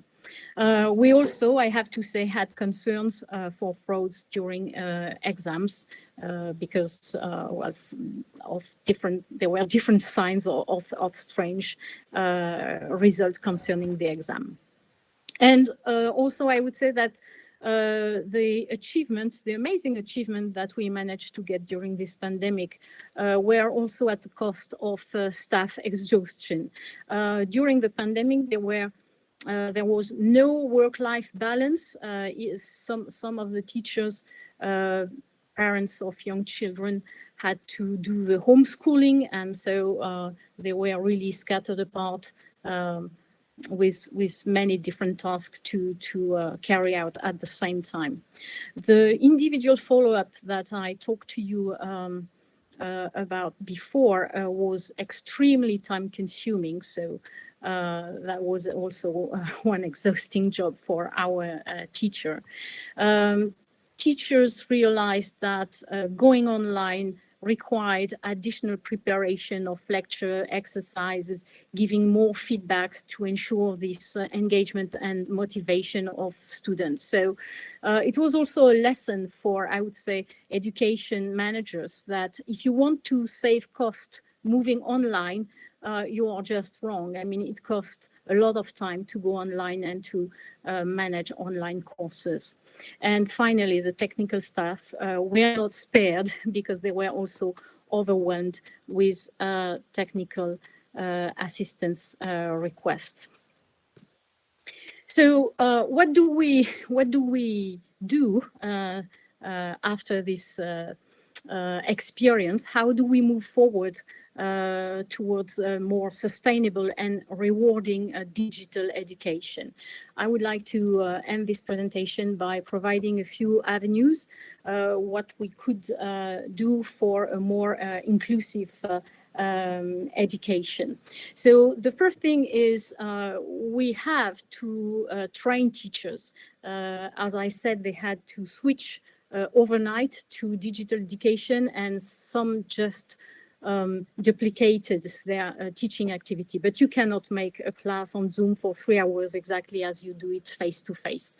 So we have to change the paradigm from a traditional cognitivist that is based on basically the transmission of knowledge to socio-constructivist, something that we had already done in classroom, meaning that students learn not only through the transmission of knowledge, but also by being actors themselves, by interacting with this, with the object of the knowledge. But we have also learned to move even forward with the pandemic and develop a new paradigm, the connectivist paradigm, which also includes the digital resources. So there's the knowledge, there's the community, there's the digital tools, and then there is the interactions between all of these elements to make a proper learning process. We also have to move from what was experienced as an amputated reality, because sometimes teachers were faced with black screens and they could not see the student who did not switch on their camera. So it was really a degraded experience compared to a face-to-face classroom, to really augmented reality in which the technology is forgotten. It's the media itself is forgotten. When you put a virtual reality headset, for example, you are in another reality and you forget the mediation of the technology. So we can, of course, do a better use of technological tools. Move also to blended learning as soon as possible. We would like not to remain entirely online, and as our keynote speaker insisted, hybrid forms are probably much better than entirely online processes. So what we have learned also from this pandemic is that we can enrich traditional lectures by prompting more interactions, more scaffolding activities, as we had to do it online. So develop scenarios, develop active learning, develop group activities, quizzes to check the learning regularly, and so on. So this can be reintroduced in traditional lectures too, and improve traditional teaching. We also develop individualization of learning, and technological resources are a great resource to move forward this individualization of learning. And finally, we also developed internationalization at home as mobility was impossible. We developed a collaborative online international learning project with students from different classes in different countries working together on a common project. And what we are now trying to develop are the setting of new international research development innovation ecosystems. We used to have them locally to work closely with companies, let them be a large multinational company or local companies, to develop a system in which we mix training through apprenticeship, for example, research with partnership with small businesses or larger businesses, and also developing patents or other innovation in this community with teacher, business partner, and students. And we are now trying to develop this model at the international level, connecting the different local ecosystem and working all together. Well, thank you very much for your Thank you, Dr. Sylvie. It was a very interesting presentation, because every one of us have undergone this travel, both students and faculty. And thank you for detailing all the physical, mental, digital, and financial issues every teacher and student has undergone during this pandemic. And I have a question. I'll come back to you when we take up the question. Now, over to Professor Tanika Rubina from Mauritius. Over to Mrs. Okay. Yeah. Good afternoon, Professor, all esteemed colleagues, and my colleagues from France. So I'll say bonjour Paris, because in Mauritius we speak both English and French. So I could welcome what Professor Sylvie, my colleagues, esteemed colleagues from University of Deakin in Canada. And thank you, Professor Charumati, and my big thanks to Victor, you know, whom I always have known for I don't know how many years, and for asking me to be part of this panel discussion. Yeah. So I will share my screen. I've chosen Professor Charumati, as you know, after listening to the challenges of COVID from SME perspective, financial perspective, education perspective. Now you will see in my presentation, I'm taking all of you to the stores. You know, we've been doing shopping. We had lockdown conditions. Many countries are facing it. So I'll just share my screen, and then we will take up what are the challenges.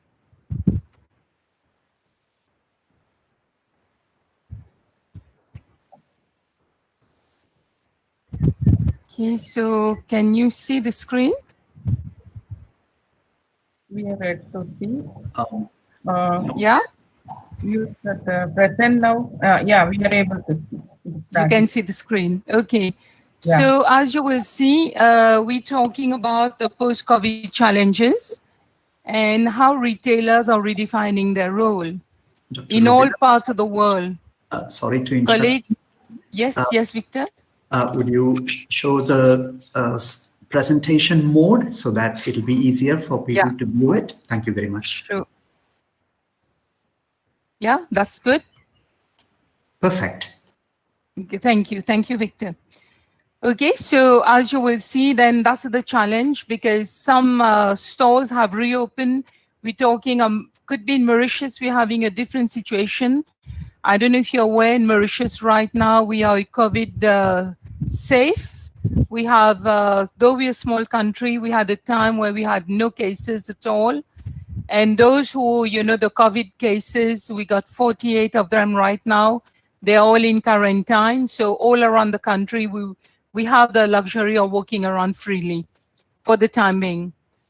So that's what we're doing in Mauritius. But then what is happening, I'll be talking about the Mauritian experience, but then I will quickly shift to what's happening in parts of the world, being given that we are a small country and we are still trying to draw lessons from our counterparts, be it in Africa or other parts of the world.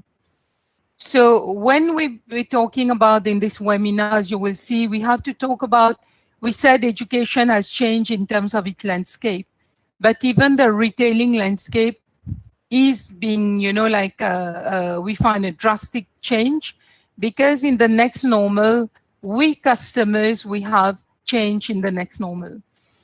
And I just want to introduce, you know, this term, which in my old previous conferences on COVID-19, because I'm doing research actually on the retail landscape and COVID-19. We are all talking about this word. I'm sure most of you have heard about the World VUCA, okay, where we are talking about the COVID-19 challenges. VUCA, we're talking about volatility. So many changes are taking place, all what my esteemed panelists before spoke about. We're talking about uncertainty, where no one can predict with confidence when this pandemic will end, and we'll have a cure. It's good news today. UK will start with its Pfizer, vaccines introduction as from Tuesday of next week.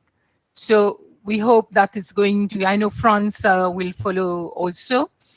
VUCA, we got even the C part, the complexity, where the pandemic has affected all aspects of life. We've seen all the issues, and ambiguity, meaning that there's no best practice. We are all learning. So that's why I commend this effort of having this webinar today.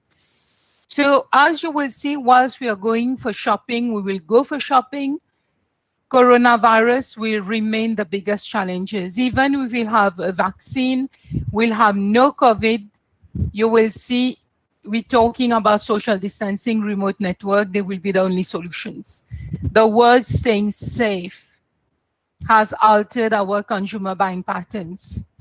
Okay, Professor Charomite rightly mentioned that we're talking of more panic buying. We never heard about, like say in Australia, this panic buying, and Canada of toilet rolls, where you see in the picture that all, shelves, remain empty. We've been talking about more people, all of us, opting for home-cooked meals or canned food over restaurants and delivery. Even in Mauritius, we are living a normal life. I must say, we're going for movies, we are going, to restaurants. We still have restaurants saying nobody's coming. Travel restrictions impacting travel and tourism and hospitality. World Tourism Organization has already predicted that almost 74% of the tourism industry over the world is being affected, and that too till 2022 or more. We are avoiding luxury shopping because we want to save money. We don't know what will happen next to our jobs. And indeed, we are shopping online and through smartphones and mobile devices. So at some point, as you will see, what do we do? What to stop? When do we start? What do we accelerate? During the next normal. As you will see, stores will reopen. They have reopened. People are returning to work, like former panelists mentioned, as evidence in countries like China, where the pandemic started, but where the pandemic has passed its peak. The timing is uncertain. We all know what's happening in US, UK, and other markets as at now. But what's certain is that stores cannot simply pick up where they left off. Life will never be normal.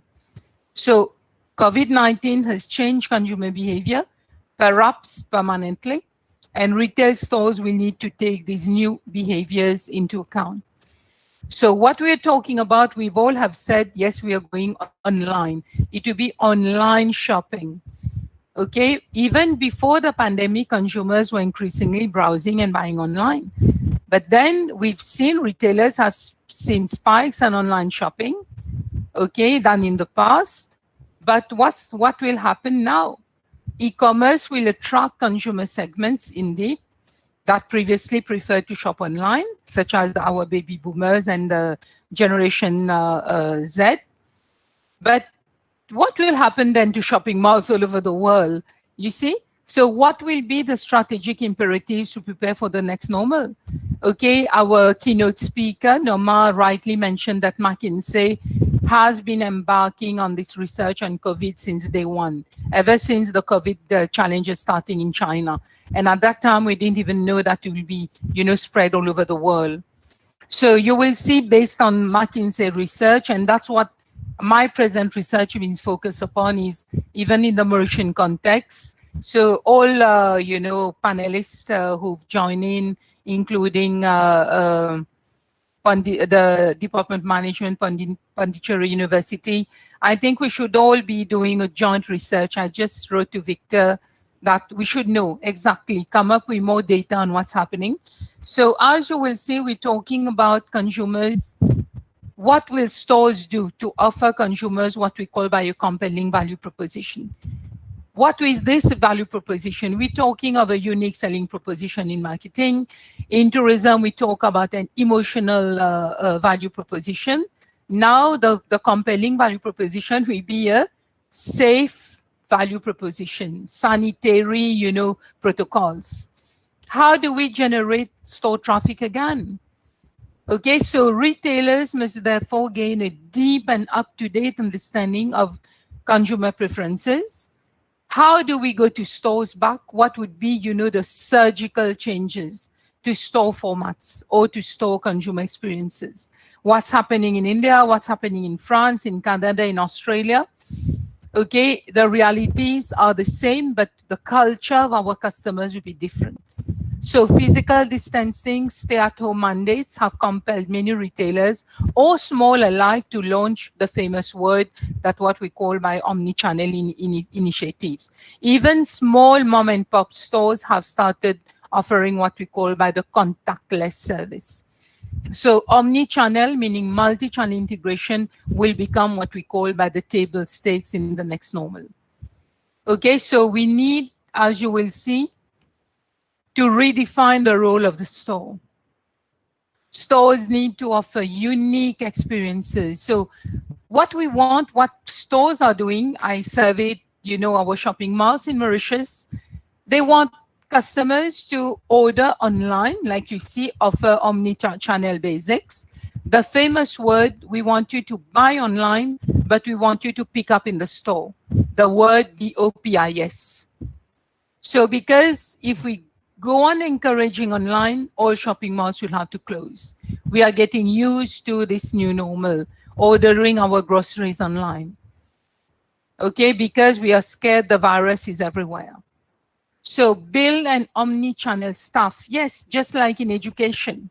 Okay, many of us thought that we would be teaching online, like our former panelist clearly mentioned. Teaching online, we've all been doing it. It was not just teaching online, it was really student engagement. So here, how do we do customer engagement? So retailers should invest in training, okay, to assist their staff on how to guide customers throughout the product discovery journey. Okay, we're talking a virtual reality. I know time is running, but I'll just be very, very brief.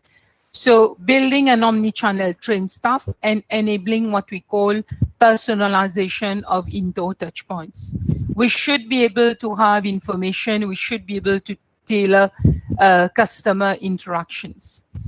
So whilst we're talking about reimagining store operations to reflect the new reality, we should not only digitize online, we should also automate what we call the non-value added work in shopping malls. All activities that could be, like automated. Research has shown that, again, 80% of activities in retail can be automated. We never thought about that.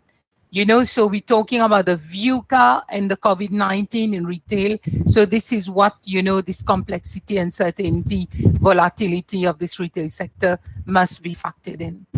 Okay, so automated labor scheduling, expanding the use of self-checkout, mobile checkout. Okay, all these should be important. Okay, introducing contactless self-service features. This is what we are going to look for whilst we are ordering online, pickups, price checks, and returns management. So what is very important in the retail sector? Okay, I did a focus group of the CEOs of shopping malls in Mauritius. We've seen that they fear that they are going to lose what they call some of their high-performing staff. As we prepare the workforce, the guest speaker today spoke about the workforce. So within the stores, what do we do with our workforce as they wait for stores to reopen? We know that what Amazon Go has done. So we can, meanwhile, train our, retail workforce on just similar to online classroom settings, train them on what do we call by being more effective on personal selling online, visual merchandising techniques, promotion management. So indulge in lots of micro training initiatives and make your workforce flexible, meaning make them become multitask. Hotels in Mauritius are already doing that, though they are closed for the time being, they're open only for quarantine, but they are doing this multi-skilling. Because we do not know the virus might come again and stay. We don't know. We don't know these virus-related disruptions and how to better respond to changes in store traffic. So very briefly, we got so much in AI, so I wouldn't be able to take everything, but as you will see, we're talking of media giants like AT&T. They have already factored in AI analytics. We got in most shopping malls the Face Me Help, where retailers can connect to existing security cameras, determine if a person is already wearing a mask or not, as you know, and if you are not even properly wearing the mask, we're all wearing it under the nose. So if you're connected to Face Me and thermal camera, the AI-powered product is also detecting if you got fever or not. So if you got access to the shopping mall. So when we are talking of reinventing the retail landscape in the face of COVID-19, artificial intelligence enhancements, to install cameras, sensors, and so on, they are helping stores operate safely while laying the foundation for further innovation beyond the pandemic. So we shoppers are setting new expectations. We are very wary of human contact. In our mind, it's only convenience and safety, and a new normal has engaged. So what retailers should do all over in different parts of the world are more transparent in-store safety, contactless payments, be more responsive to staffing and convenient, fulfillment. So cautious customers expect stores to do everything at their disposal to maintain order, safety, sanitary protocols, hygiene. And many consumer surveys in different parts of the world, including Mauritius, we found that almost 60% of respondents say it will take a long time, if ever for life, to return to normal. And just a conclusion, you will see that's the Vice President of Engineering and Somatic Solutions, Subramanian Kunchitapatram, mentions that as retailers face their new reality as a result of COVID-19, we believe that the industry needs to begin to restore consumer confidence, and that starts with helping to create a safer store environment. So I'll have the pleasure just to end up here so that then we can take questions. Thank you very much for your attention and for listening.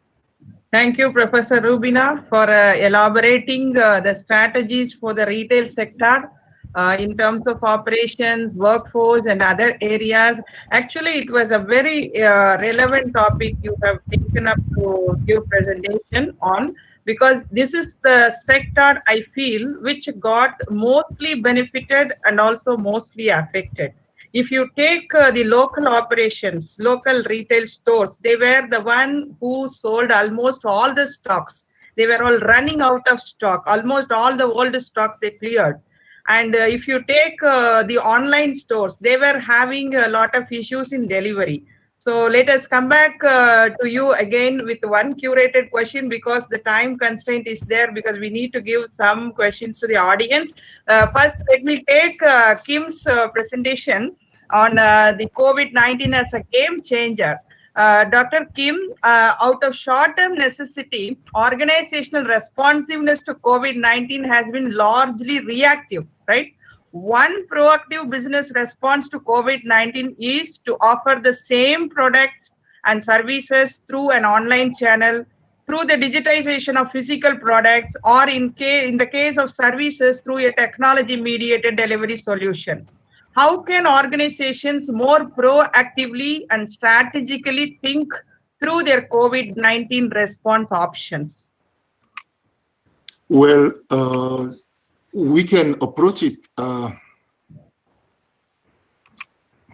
because they have been reacting so far. So now, proactively, what they could think to overcome this situation?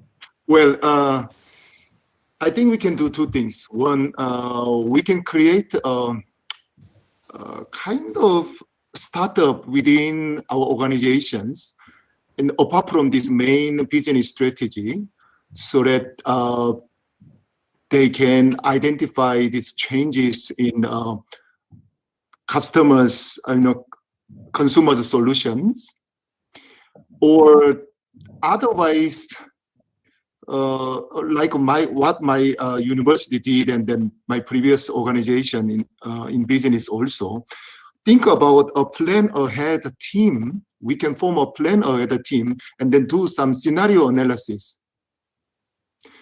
For example, in my university, actually, we had this kind of task force team, and then they have multiple scenarios. So instead of online teaching, we offer hybrid mode.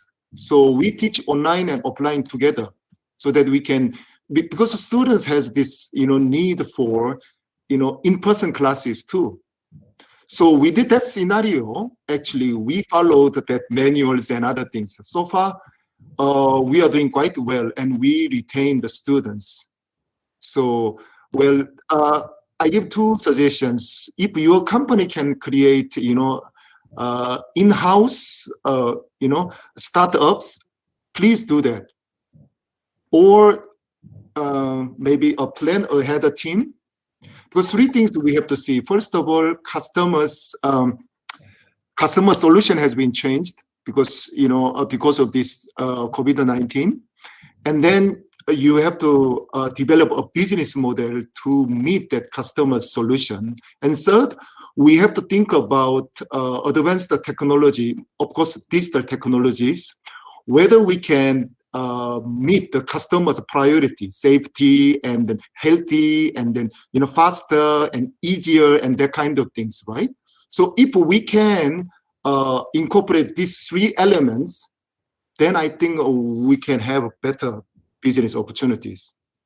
Thank you, Kim. The reaction is immediate, but response is to be thoughtful, right? So thank you for that answer. And now to Lakmika, this particular question. And you are an expert in SME. We all know that SME is the backbone of many global economies. And the outbreak of COVID-19 is continuing to cause disruptions for many small to medium businesses, and is fundamentally changing the business landscape now and in the future. And it is imperative that small businesses not only adjust and recover, but also set up for success in the new normal future. Now, how SMEs are responding to dealing with the present situation and managing continuity? And how can they recover with a lot of learning and emerge as stronger and thrive as successful business in the new normal? And you have also suggested integrated reporting, which would involve a lot of cost. I think you can throw light on these issues.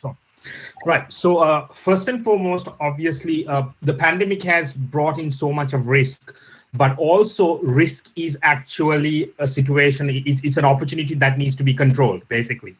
So what SMEs need to do is they need to evolve and look at the opportunities that arise from a situation of this pandemic. Now, in saying that, many SMEs were never prepared for anything, and their cash flows have been relatively low. And as I always say, cash is king no matter what you do. So that's one of the issues that they have been having. So, so as I said, they need to evolve, recognize what the opportunities are in a pandemic environment and post-COVID environment going forward. Secondly, they need to look at how they can better market themselves in terms of promoting their goods and services in an online environment, because you're all of a sudden given an audience of a global stage where you can probably provide goods and services in that capacity.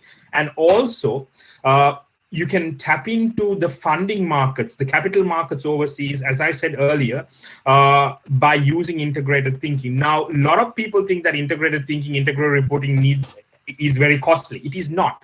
It can be packaged. It can be used by a mom and dad firm to the big, the companies in upmarket companies and very large organizations. So it depends on how you package it. So in essence, play to your strengths, look at new opportunities, and look at diversification. I'll give a quick example before I end this particular answer. I was working with one of my students in the integrated reporting class who actually started an online candle business. So during the pandemic, and his sales increased by 400% in the first 3 months of him starting the business. So here's a student who started off something new, who was entrepreneurial, who used online platforms to get this done. So these are classic examples. Thank you.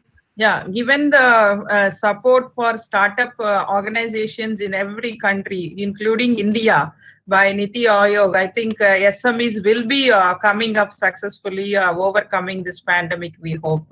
And now over to Sylvie, Professor Sylvie. We have seen increasing popularity of EdTech platforms during this pandemic. And EdTech learning programs are very well equipped to help learners achieve their objectives of mastering these skills and get job ready for the roles which will continue to be in demand through these tough times. How do we ensure the quality of education provided by the EdTech platforms? Do you think there is a need for any regulatory control over these platforms? It is all about the quality assurance what EdTech companies are giving. Well, thank you for this question. I would say that we should distinguish maybe the topics they are addressing and the kind of teaching they are addressing, because teaching is not a commodity. I mean, it's not the same to teach technical knowledge, to develop social skills, and depending on what you teach, I would say the EdTech are more or less relevant. And for maybe technical skills, they can have a large share of the market, and especially for continuous online education, that's a very relevant way.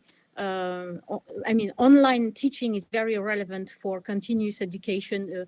Let's take the example, I don't know, if you want to update the knowledge of bank employees on compliance, for example, something which is always moving. It's a very good way to do so. And in that case, I would say that EdTech are some players on the market.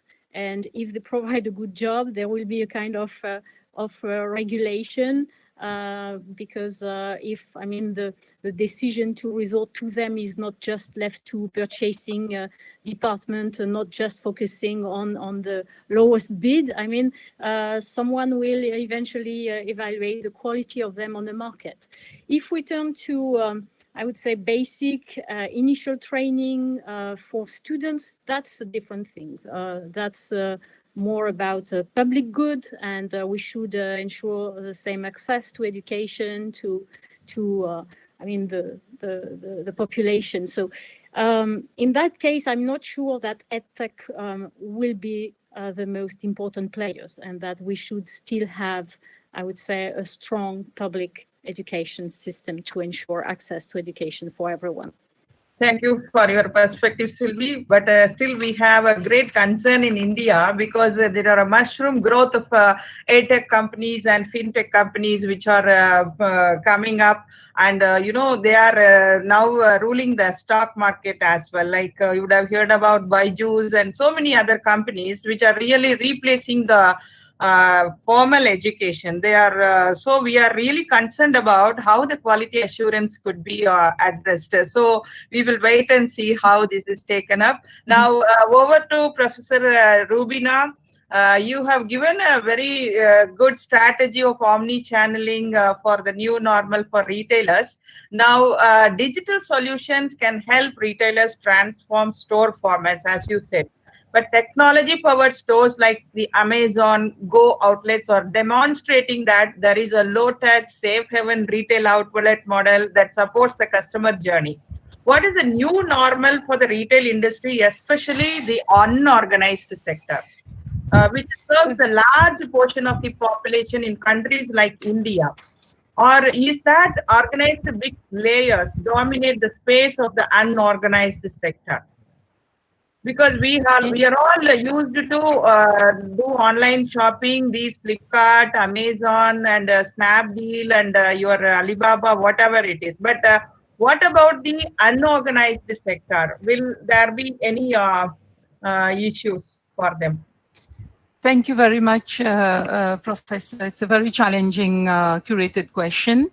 I will say that I know we are all worried, because we are ourselves, Mauritius is part of Africa. India is such a big, country in itself. We are worried about the small, unorganized sector. I know that from experience, the whole retail landscape is suffering. Okay, we can say that I just had Dr. Uma mentioning in chat that in India, e-commerce is not picking up. So it's happening all over the world because we did not realize that suddenly we'll have to go online. We don't have the logistic support. In Mauritius, all of us went online. So many platforms during lockdown were set up. None of us got our groceries, our fruits till now. We've ordered till now, no even reply that, we are not getting, your order and so on, nothing. So what I'm trying to say that the organized sector must not be so worried. It's not going to be a crash. The norms, as you will see, will be this sanitary hygiene norms. So the small sector will still be opening. What happened during lockdown? Where did we buy our vegetables? They were from not the big supermarkets. They were from the retail outlets next to our, where we live, our lanes. This is what we ate during lockdown, isn't it? So I love your question in the sense that we feel that the small retailers will disappear. They are not going to disappear. They can't go digital. They can't be using social media marketing as we know, but even in India, come to India so often, as Victor knows, everybody's got a smartphone, so you'll be surprised if taxi drivers and rickshawalas are developing apps. So I am not worried. What I'm more worried is introducing sanitary hygiene protocols, physical distancing, improving your customer service skills. What we want post-COVID or during COVID right now, we want personal touch. We want human care. We want people to look after us. We want so Amazon, yes, these are the big players. Okay, Walmart, Carrefour, Tesco, Metro, and so on. They're all going to be the biggest players. We can't take their place, but we can still survive. I've talked to my friends, in South Africa. The small shops in South Africa, they are selling, they don't have time, but they don't have technology. So I will say that, this personal touch, sanitation, yes, of course, could be our small retailers will need to be trained again, some micro training on how we should reinvent ourselves. But I feel that COVID has given a lesson from big to small organizations. We are all having to go through this famous word of the VUCA. We are all volatile. No big country has been spared. No small country has been spared, but smaller countries like Mauritius, we have been, we got locked down for 3 months and we have made this COVID. We are living a free life. I don't know how to tell you. We are it's as if we are far from this pandemic. Yeah, so these are my closing words. Thank Professor. you, Rubina. Actually, in India, the RBI has introduced WhatsApp banking, going to introduce it, has approved that WhatsApp banking as well. Now, along with the mobile use, now WhatsApp banking is also going to make revolution of this local retail stores. So with this, I now take up the questions from the participants.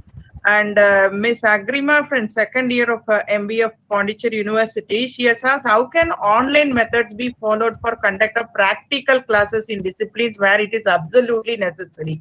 Already, I think this was addressed by Dr. Sylvie. that sports management and in case of science courses, this has to be done. Now universities are actually breaking their heads and they are slowly reopening. Actually, our university also opened up for the faculty, then next to the scholars, and now we are thinking whether to open up only to the science students, final year students who are supposed to take up practical classes. I think this question is already answered, I feel. Now next question is from Mohammad Irshad, again second year. Again, it is to Dr. Sylvie, like the online teaching. For online teaching, many public and private institutes invested money to procure the online infrastructure. So in the coming future, if things go better and physical classes start, how they are going to utilize the infrastructure they have invested? So for that, already answer is available, but you can respond if you want, because as Dr. Lakmika already said, for the past 14 years, they have been giving this online support in Deakin University, right, for all the courses. You'd like to respond, Dr. Sylvie? Or just one quick word. I mean, yeah, it's useful for blended learning. It's useful for blended learning. And we can also, as I mentioned, introduce international dimension to the teaching through these means, and it helps develop virtual mobility. So that's still useful, even if we can move hopefully back to face-to-face class. Yeah. Dr. Sylvie, you are on a high demand again, because this is more of a student community who are attending this conference. In case of online, this question is from first year student Abdul Altaf, and he asked that in case of online classes, the students are facing lack of skills and qualities acquired from the online classes, like empathy, sharing mentality, etc. And also the continuous classes through online will dangerously affect the mental and physical health of the students. How can we overcome this problem? No, I think it's clear that maybe some profits had planned that online teaching would sweep off the picture face-to-face teaching, but it will not be the case. I mean, that was one great lesson also of this crisis, that students became aware that they were attached to face-to-face teaching. And I think that if we can understand that we cannot move towards entirely online teaching if we consider that teaching is not just about knowledge, but it's an experience. I mean, if you chat 5 minutes with your teammates, it's not the same as working and facing the hardship for some years and then becomes friends for forever and be part of an alumni network. I mean, it's not the same. So I fully support this question. I mean, through teaching, it's a learning community which is built, and many things go through relations and co-learning. So it's not about one person and one content online. Yeah, we in DMS actually introduced online academic clubs. So those clubs which they were doing physically, now they are meeting online and they are having discussions. So they are making it live. Now the next question is to Professor Lakmika by Preeti Batma Parida. She is a first year MBA student. The single biggest hurdle facing the MSMEs is lack of financing. Most of the funding comes from informal sources, and this is perhaps why RBI is pushing for more liquidity towards the MSMEs. This has had a very limited impact. What are the steps the government should take to ensure their survival and to kickstart their businesses? If not the government, then which are the other sources for solutions? Okay, first and foremost, the solution has to be in conjunction with government, because without government support, in any country, you can't actually kickstart any economy. So there has to be significant involvement with the government. Secondly, the governments need to recognize that 90% of corporations in any given context are MSMEs. So without them, no economy can recover in a meaningful manner. Secondly, as I said in my presentation, 2 out of 3 people are employed in this particular sector. So when you see these statistics, there has to be some initiative by the government. For example, in Australia, there's a lot of support that is being given at the moment for MSMEs in terms of kickstarting their businesses and so forth. So the government needs to work very closely with the private sector, with the big banks, private and state-owned banks, and potentially international funders as well. Because as I said, the international capital markets are also a good source of funding for tapping.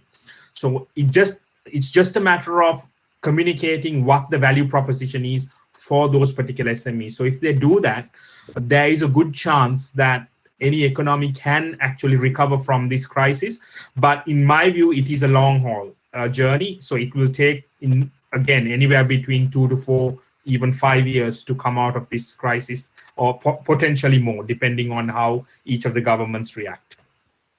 Thank you, Professor Lakmika. There are more questions, but we'll take one more question and wind up this panel because we are more time concerned. And now the last question is from Chandana Krishnan. Majority of the rural population still does not have the required internet bandwidth and knowledge to understand digital technologies, terminologies, and devices. Lack of other supporting infrastructure such as steady flow of electricity also pose major problem. How can we overcome this? This question is to Dr. Sylvie, but any panelist can take, whoever is interested. But I think this is a very general question. If we could also... Yeah, I would suggest, before leaving the floor to other panelists, but I would suggest that we study the possibility of like third places, as we developed for office use. That is a place that is connected, that you join, which is neither the office nor your home, but like a third place. And there are a number of, let's say,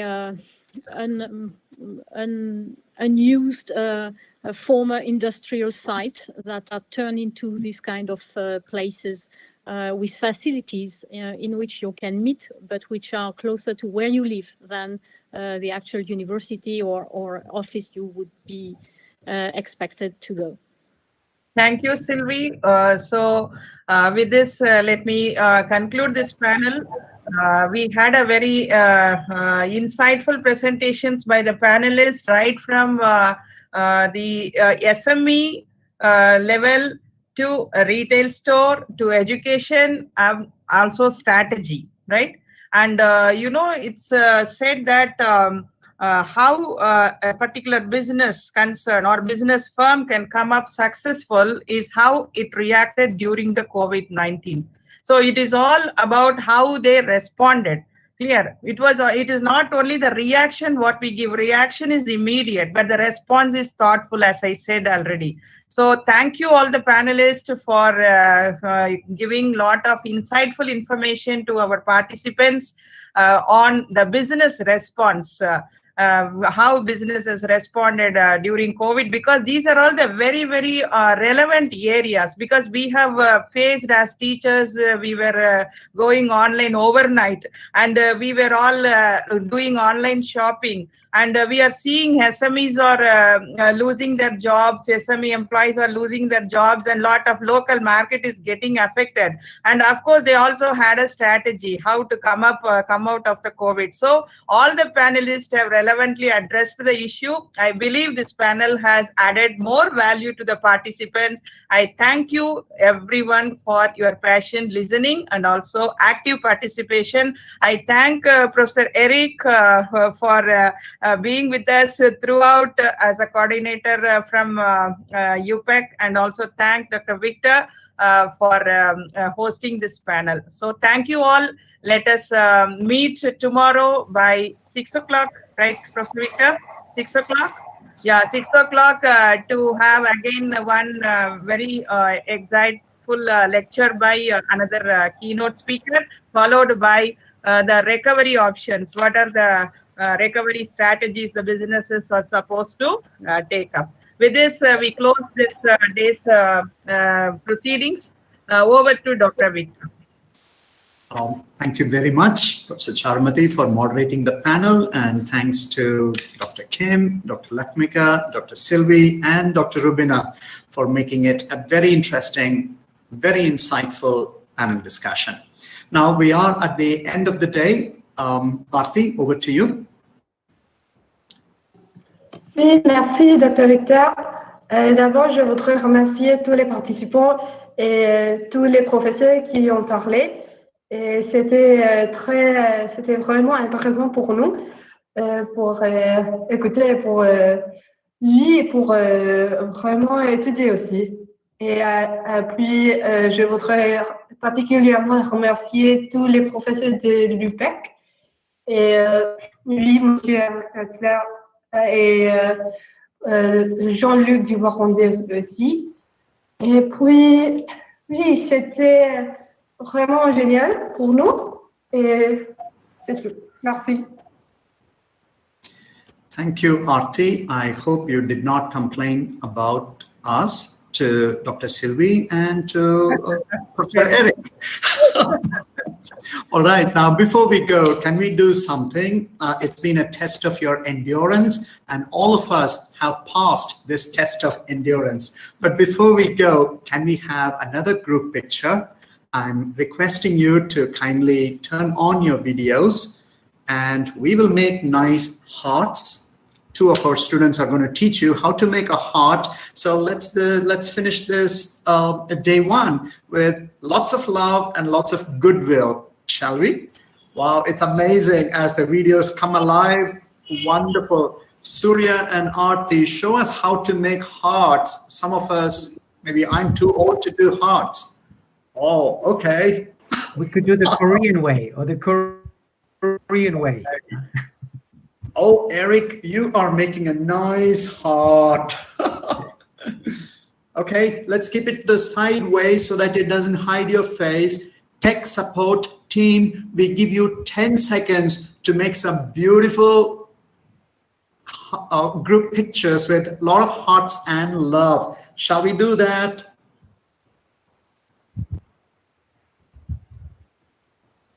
Tech support, I hope you're in action. 5 more seconds to go. Thank you. Thank you very much. That was wonderful. Thank you so much for your cooperation. Tomorrow, we start the day at 6 p.m. Indian time and 1:30 p.m. Paris time. So see you tomorrow, day 2. I'm sure there's more to come. Bye-bye, everyone. Thank you. Yeah, thank you very much. Thanks, everyone. Thank you, everyone. It was beautiful today. Yes. Thank you. Good to see you. Thank you, Kim. Bye and have a good time tomorrow. Great Don't count the years. Just say 2 years. Yes. Thank you so much, everyone, for organizing and participating today. It was really great. Thank you. Thank you, Eric. Thank you. Thank you. Thank you, everybody. Bye-bye.